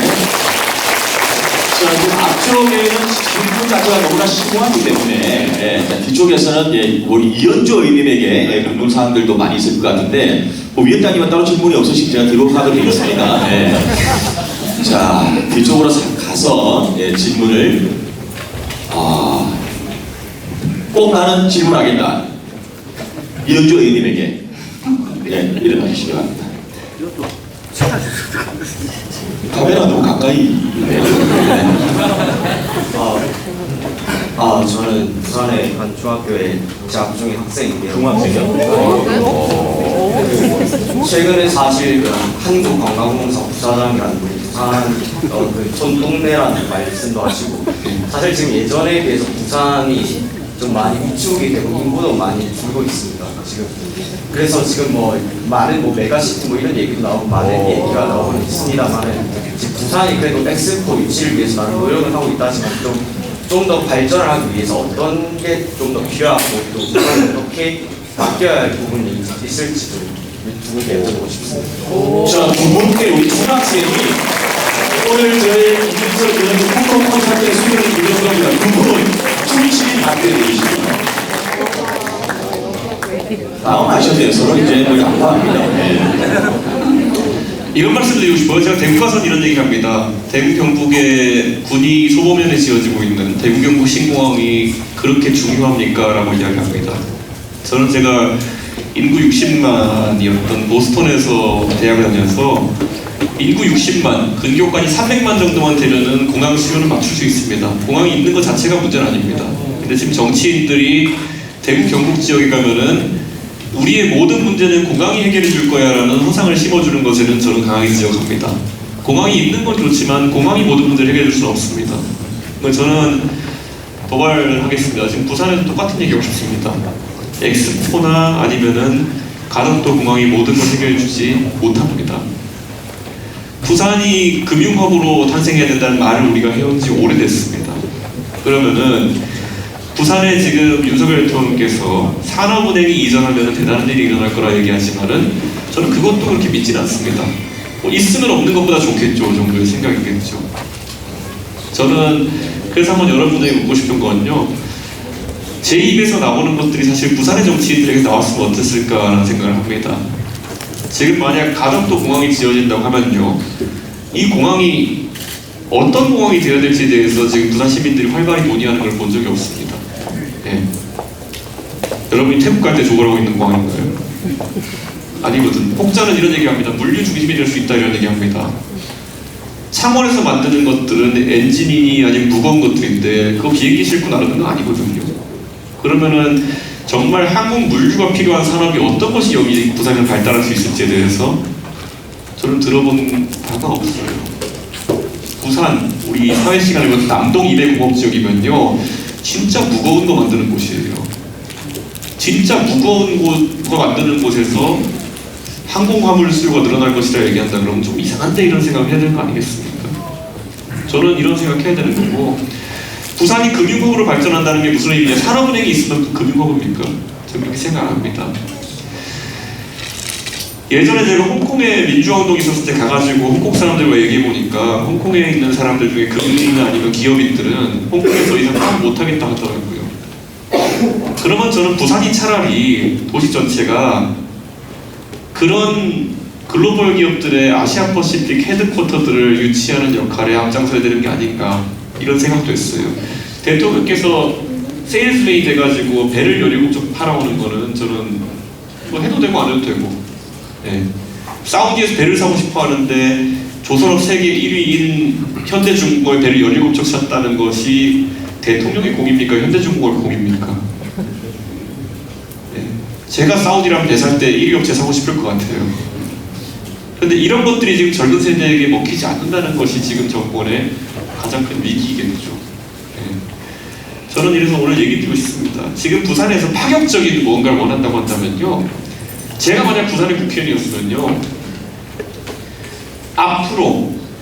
앞으로 상하이나 아니면 홍콩이나 아니면 이런 다른 글로벌 기업의 글로벌 헤드쿼터가, 아시아 퍼시픽 헤드쿼터가 만약에 부산으로 온다 그러면은 과감하게 특별법 만들어가지고 법인세 10년 동안 반으로 깎아주자고 얘기하고 싶어요. 그렇게 해서라도 그런 걸 유치해야지만이 부산이 새로운 먹거리를 만들 수 있는 것이다. 저는 이렇게 얘기 드리고요. 공항 지으면 뭐가 좋을까요? 저는 공항이 지어져가지고 이게 만약에 아까 말했던 여러분 태국 가는데 편하라고 있는 공항이 아니라면요, 이 공항이 환승공항이 돼야 되는 것이고, 진짜 미국 가는 비행기가 뜨게 하려면은, 그러면은 정말 지금보다 열린 공항이 돼야 돼요. 그러려면 뭐냐면요, 지금쯤 부산에 있는 국회의원들은요, 최고 수준의 오픈 스카이 협정 같은 걸 맺자고 나서야 되는 겁니다. 그게 뭐냐면요, 옛날에 일본의 나리타 공항이 굉장히 허브로서 떴던 이유 뭐냐면요, 미국의 유나이티드 항공이나 아니면은 그 전에 노스웨스트 항공 이런 곳에서 일본의 나리타 공항을 아시아 지역의 허브로서 썼어요. 예. 이거는 어떻게 보면 국적 항공사에게는 굉장히 뼈아픈 지점입니다. 오픈 스카이 중에도 오픈 스카이라고 하는 게 뭐냐면 항공 자유화 협정인데, 이걸 최고 등급으로 맺으면 어떻게 되냐면요, 부산에 외국 항공사가 들어와가지고 우리나라를 기점으로 다른 곳에 취항할 수 있게 해주는 겁니다. 이거 싫어할 사람이 누가 있을까요? 대한항공과 아시아나가 싫어하겠죠. 그런데 그럼에도 불구하고 그런 걸 통해 가지고 부산의 공항을 성공시키고 개방 도시를 만들어야 되는 것이 우리의 목표가 돼야 되는 겁니다. 지방을 살리기 위해서는. 만약에 글로벌 기업의 헤드쿼터를 우리나라의 부산에 가져와가지고 만약 법인세 반으로 깎아준다면은 누가 가장 입이 튀어나올까요? 삼성이랑 LG겠죠. 우리는 왜 그런 거 안 해줘? 하지만 그런 걸 넘어서는 게 정치적인 노력들인 겁니다. 저는 때로는 역차별이랄 수 있겠지만은, 저는 그 정도의 특출난 방법들이 아니면은 저는 부산에 기업을 유치하고 가덕도 신공항이 성공하고 이렇게 하기 힘들다. 저는 아주 급진적인 방법들이라도 지금은 다 써야 되는 것이고, 이게 지금 부산의 젊은 세대에 대해서 논의되고 있으면요, 방금 질문한 중학생이 대학생 때 줄 때쯤에는 일자리가 생길지도 모릅니다. 네.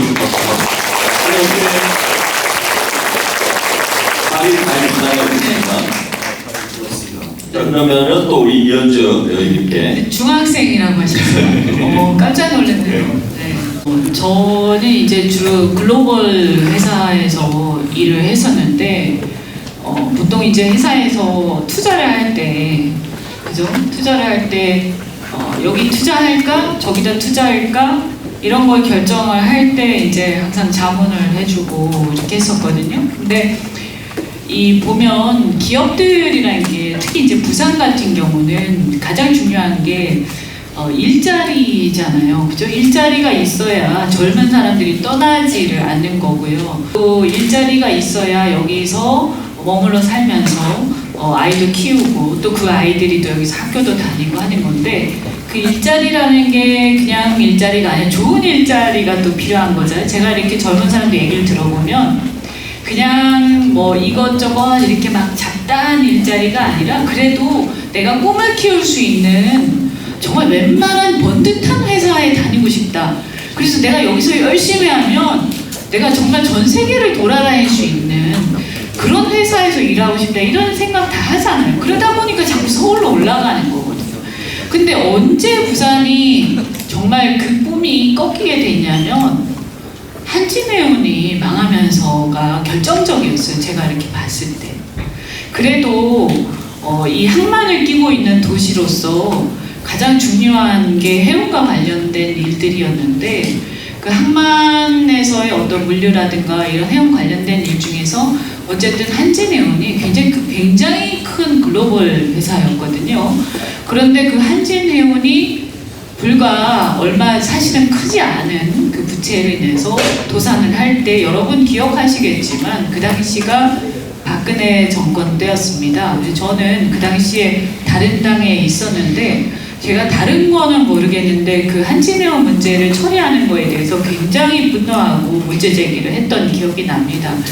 근데 이게 여러분 그 조선소도 굉장히 어려워서 많이 도산도 하고 또 회사 정리도 되고 인수합병도 되고 했지만 조선소 같은 경우에는요, 우리 제조업 같은 경우는 망해도 다른 회사가 인수를 하면 그 자산이라는 거 노동자들을 거의 다 인수를 할 수가 있어요. 그래서 뭐가 크게 많이 없어지진 않습니다. 근데 해운 같은 경우는 이게 망하고 나면 노하우기 때문에 다 공중으로 날아가요.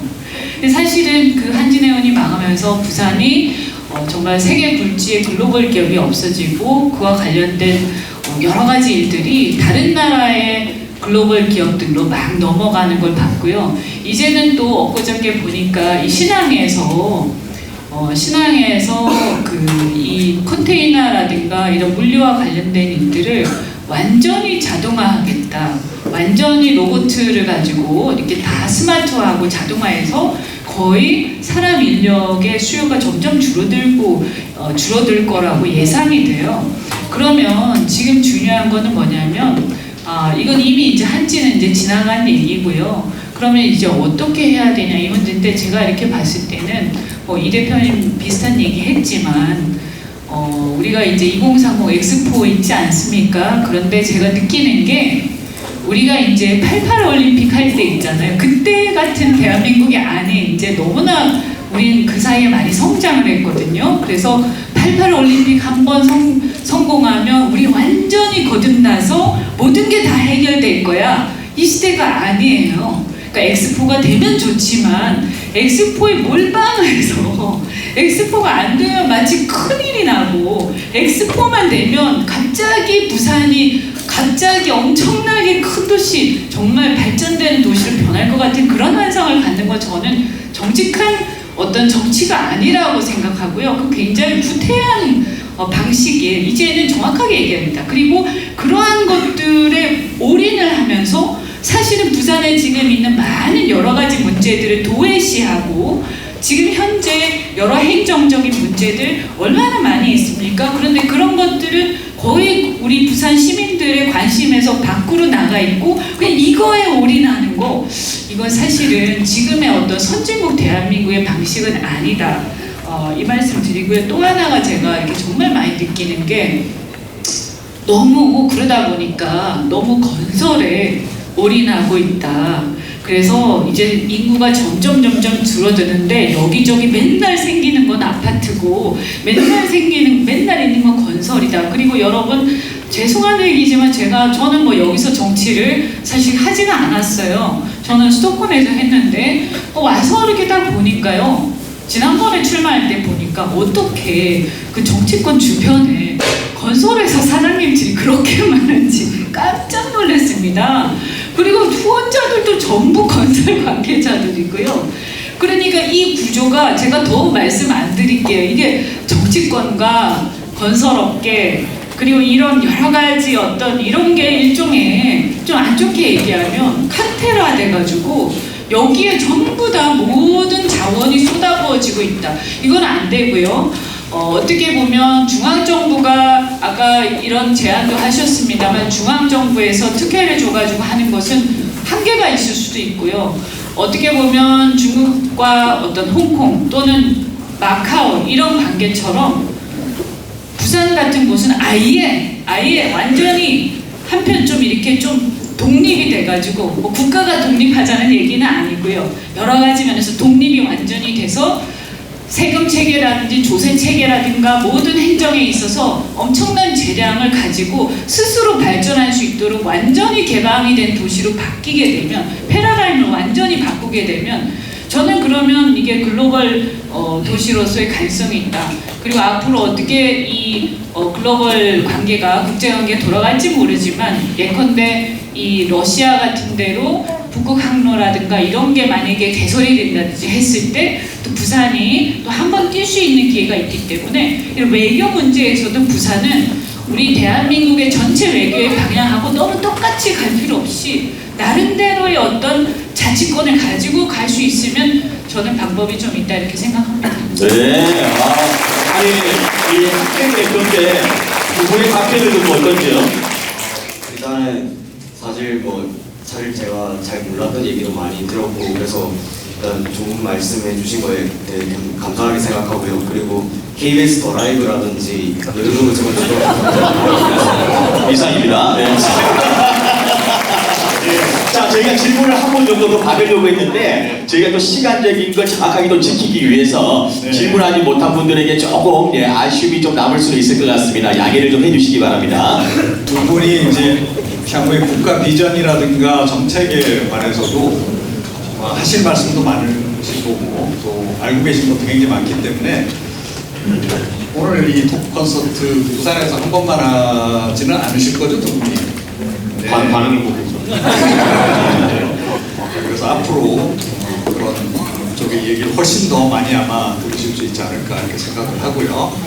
오늘 이제 벌써 1시간 많이 다 돼가는데 마지막으로 사회자 직권으로 질문 한 가지만 드리는 거로 마무리를 짓도록 하겠습니다.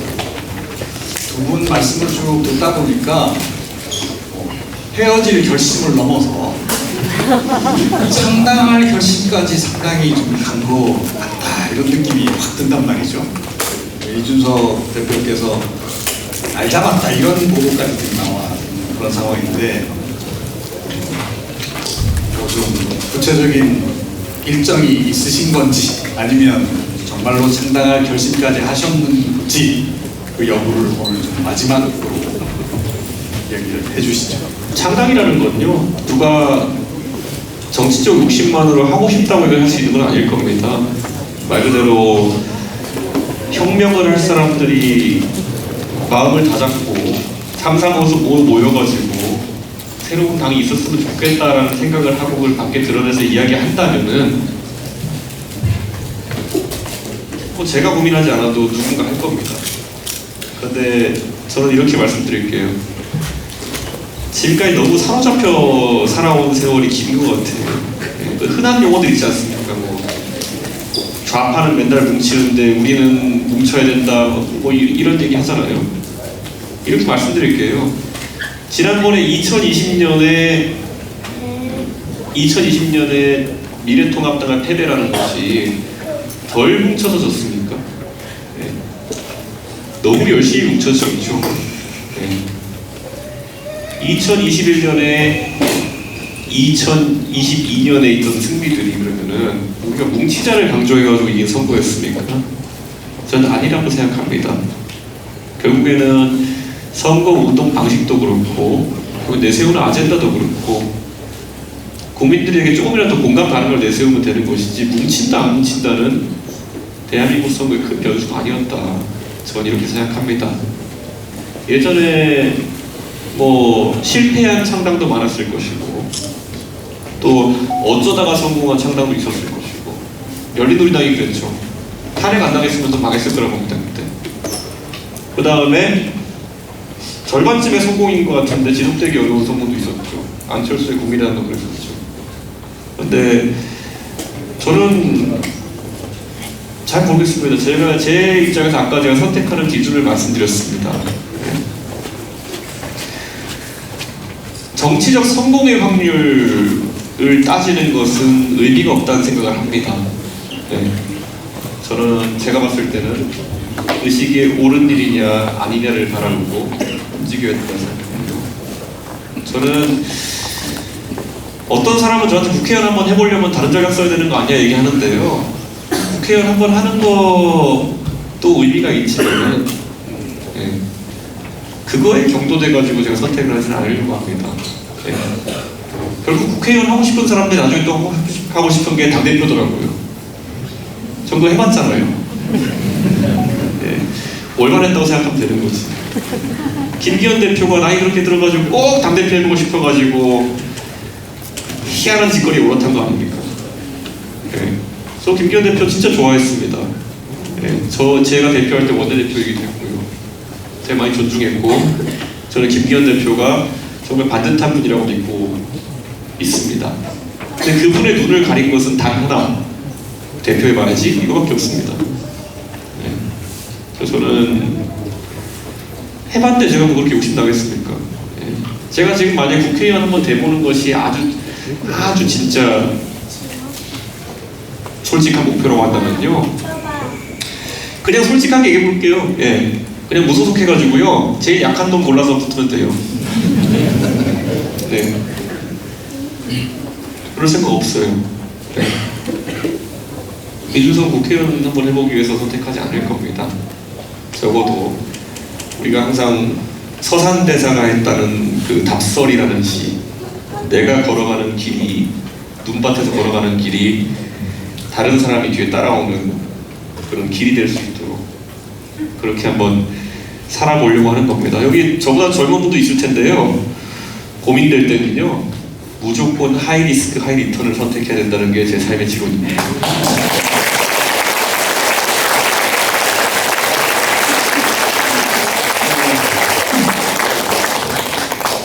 이현주 위원께서도 답을 주셔야 되겠습니다.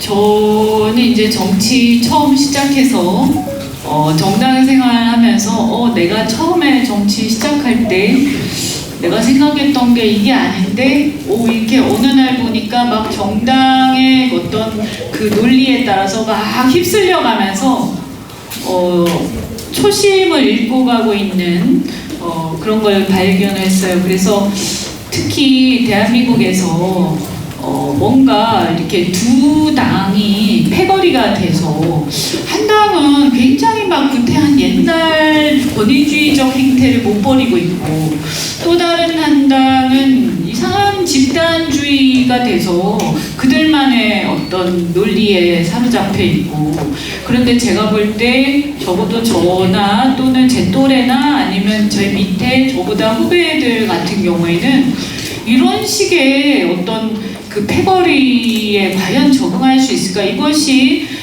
그들 또는 저희 또래들이 생각하는 정치일까라는 생각을 많이 했어요. 그래서 좀 새로운 정치를 해보고 싶어서 미쳤다 하고 그 당시에 민주당 안에 있으면서 안철수 지지선언하고 그래서 민주당에서 완전히 왕따 막 당하면서 굉장히 힘들었는데 그런데 이제 그래서 갔더니 근데 새로운 정치라는 용어는 있었는데 안철수라는 사람은 안철수 현상하고는 완전히 다른 것 같더라고요. 그래서 제가 잘못 생각했구나.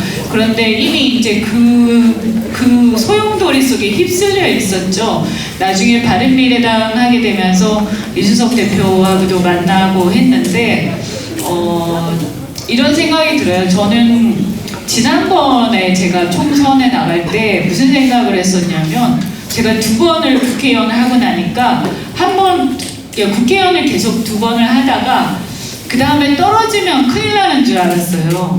그래서 어떻게든 또 당선이 돼야 된다 하는 생각에 제가 상당히 사로잡혀 있었다 하는 생각이 좀 들고 아마 지금도 많은 사람들이 의원님들 중에서 그런 사람 많을 거예요. 근데 제가 떨어져 보니까요. 그때는 너무너무 힘들었지만 막상 떨어져 보니까 저는 결과적으로는 굉장히 좋은 시간이었다라고 생각을 합니다. 제가 보지 못했던 거 밖에서 볼 수 있었고 정말 진짜 제가 생각했던 그 새로운 정치라는 게 진짜 뭐냐라는 것도 생각하게 되고 제가 국회의원이라는 그 안에서가 아니라 바깥에서 우리 국민의 눈에서 그 전에 제가 정치를 시작하기 전이야 저도 국민이고 일반적인 정치인이 아니지만 비정치인이지만 그때 정치를 또 모르던 입장이잖아요. 근데 정치에 대해서 알고 그런데 밖에서 쳐다보니까 객관화가 조금 될 수가 있는 거죠. 그래서 밖에서 보면서 이제는 그런 게 중요한 게 아니구나. 2번 하고 이렇게 하면서 또다시 의원이 되고 그런 것도 물론 제가 국민들을 대변하는 게 중요하니까 가능하면 하면 좋겠지만 그것이 절대적인 게 아니구나 하는 생각이 들었습니다. 그래서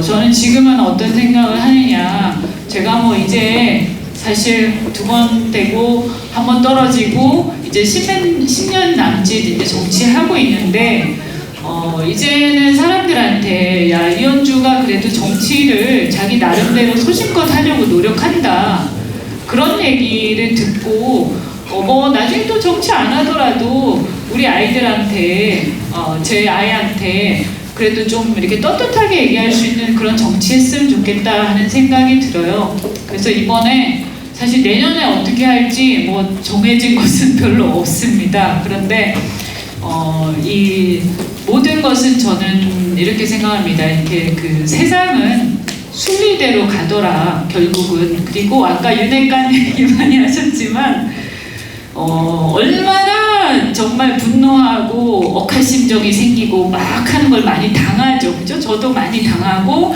정말 분노하고 어떻게 사람들이 저럴 수가 있지 하는 걸 많이 당하지만 그런데 시간이 지나면요. 결국 제자리를 찾게 되더라고요. 근데 그 시간이 1년일 수도 있고 2년일 수도 있고 3년일 수도 있지만 결국에는 이 거대한 물의 흐름이 순리대로 간다. 그리고 그 시간을 기다릴 수 있어야 된다고 생각하고 지금 윤석열 대통령이나 이 정권에 대해서 또는 국민의힘의 현 실정에 대해서 많은 분들이 분노하시겠지만 저는 이것 또한 대한민국이 더 앞으로 나가기 위한 시련의 세월이라고 생각을 합니다. 그래서 어쨌든 우리 국민들 그리고 여기 계신 많은 분들이 봤을 때 그래도 열심히 하고 있구나 라는 말을 들을 수 있는 그 길을 가도록 하겠습니다.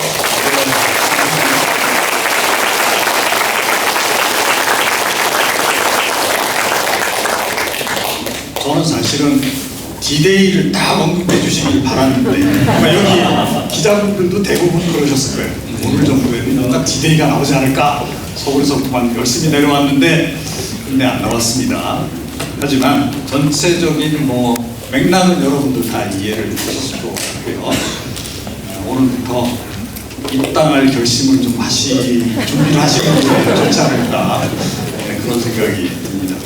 많이 아쉬우실 텐데요. 더 하시고 싶은 얘기도 많고 또 끝나고 나면 복도톡도 있습니다. 바로 안 가시니까 복도톡도 또 원하시는 분들은 좀 하시고요.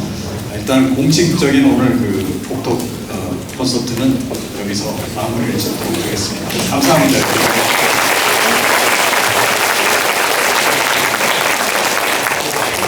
네, 저 소중한 시간 해주신 만큼 잠시만요. 저희가 개인 사진 촬영은 지금 시간이 안 되기 때문에 세 분 앞에 나와서 이렇게 객석을 보고 오늘 기다리신 분 단체 사진 촬영이 혹시 괜찮으면 어떨까 싶습니다. 네, 여러분들은 그대로 계셔주시고 단체 사진 안 찍어도 될 것 같아요. 괜찮습니까? 네, 찍어도 자, 그러면은 여기는 공식적으로 일단 마무리를 하고 여러분들 좀 편안하게 시간을 갖도록 하겠습니다. 오늘 톡톡 콘서트 여기서 마무리하겠습니다. 함께 해주신 여러분 고맙습니다. 박수로 마무리하겠습니다. 감사합니다.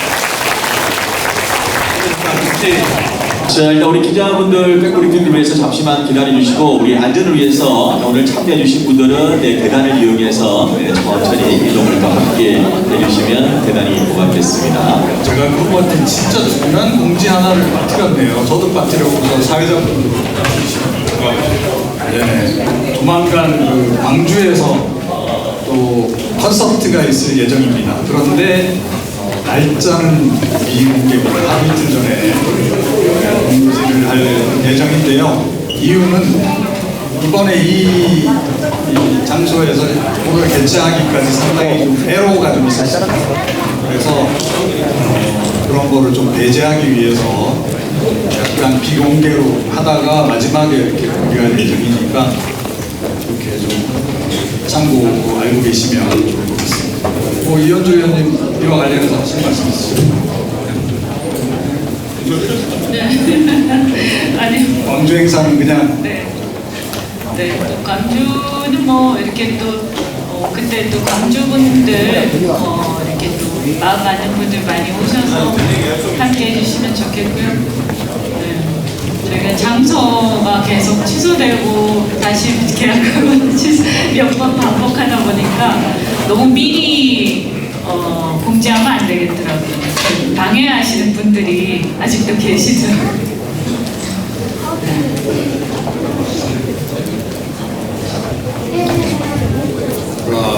오늘 이 행사도 개최하기까지 약간의 그런 좀 그런 건 얘기 좀 일정 조정이라든가 이런 부분이 좀 흔히 있을 수 있는 얘기니까 뭐 각오는 하고 간단하게 오늘 위원장님 참석하셨는데 그거 좀 어떤 의미가 있다고 좀 생각하시나요?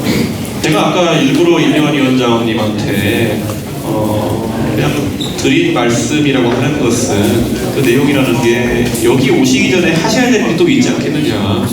이번에 강서구청장 보궐선거의 패배로 인해 가지고 황급하게 혁신위를 구성하고 이렇게 활동하게 된 것인데 과연 강서구청장 보궐선거에서 심판을 한 유권자들의 소리를 듣고 왔느냐. 그게 이제 프리레퀴지 선결 조건이다. 그 선결 조건을 달성하지 못한 상황에서 제가 드릴 수 있는 말씀은 없다라는 취지로 말씀드린 거고요. 임요한 위원장은 그 가문 자체가 상당히 존경받는 일가입니다.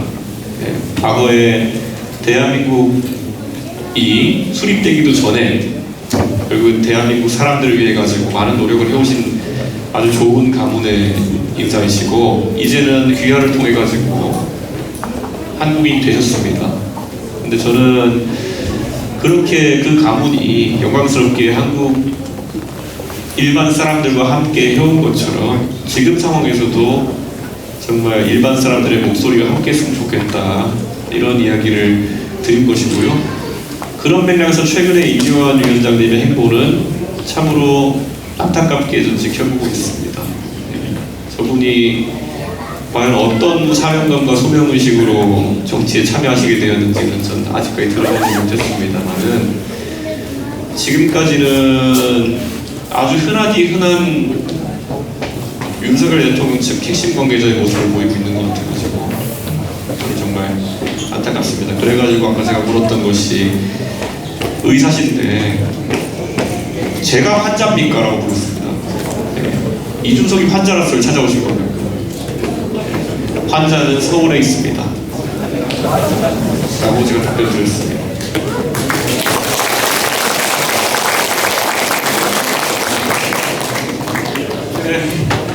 예, 반갑습니다. 연합뉴스 조정입니다. 아까 영어로 말씀 조금 전에 답변하셨는데 그 환자를 서울에 있다고 하셨는데 그 서울에 있는 환자가 누구입니까? 서울에 환자가 있는 건 확실한데요. 그게 누군지는 오히려 임요한 위원장이 의사시니까 잘 알아보시지 않을까. 저는 이렇게 생각하는데요. 사실 제가 임요한 위원장님의 말씀 중에 제일 실망했던 말은 이거였습니다. 좀 더 환자를 특정하자면은 임요한 위원장이 당에다가 쓴 약을 먹이겠다라고 말씀하셨어요. 네, 당에다가 쓴 약을 먹이겠다. 이번에 강서구청 보궐선거에서 민심이 당이 싫어가지고 투표를 안 한 것이었다고 진단하시는 거라면은 저는 오진이라고 감히 말씀드리고 있습니다. 그러니까 원래 의사가 할 수 있는 가장 최악의 행위가 오진 플러스 엉뚱한 사람한테 약 먹이는 거거든요. 네, 제발 그러지 않았으면 좋겠습니다.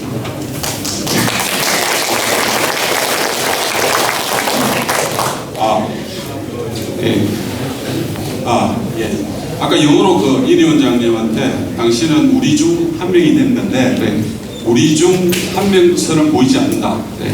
지금부터는 우리 쪽으로 와라. 이렇게 이야기하셨는데 이게 어떤 의미인지 이 위원장한테 비하하는 아닌지. 아닙니다. 전혀 그런 의미가 아닙니다. 제가 열거했던 거는 이 위원장이 결국에는 아주 훌륭한 가문에서 대한민국에 많이 공헌해 오셨고 그리고 특히 임요한 위원장의 대에 이르러가지고는 귀화까지 하셔서 완벽하게 이제 한국의 우리들 중에 하나, 한국인 중에 하나가 된 것인데 저는 그렇다면은 앞으로도 한국 사람들의 입장에서 일반적인 대중의 입장에서 하셨으면 좋겠다. 그런데 지금 하고 계신 행동은 강서 보궐선거에서 드러난 민심을 대변하고 있지 못하다.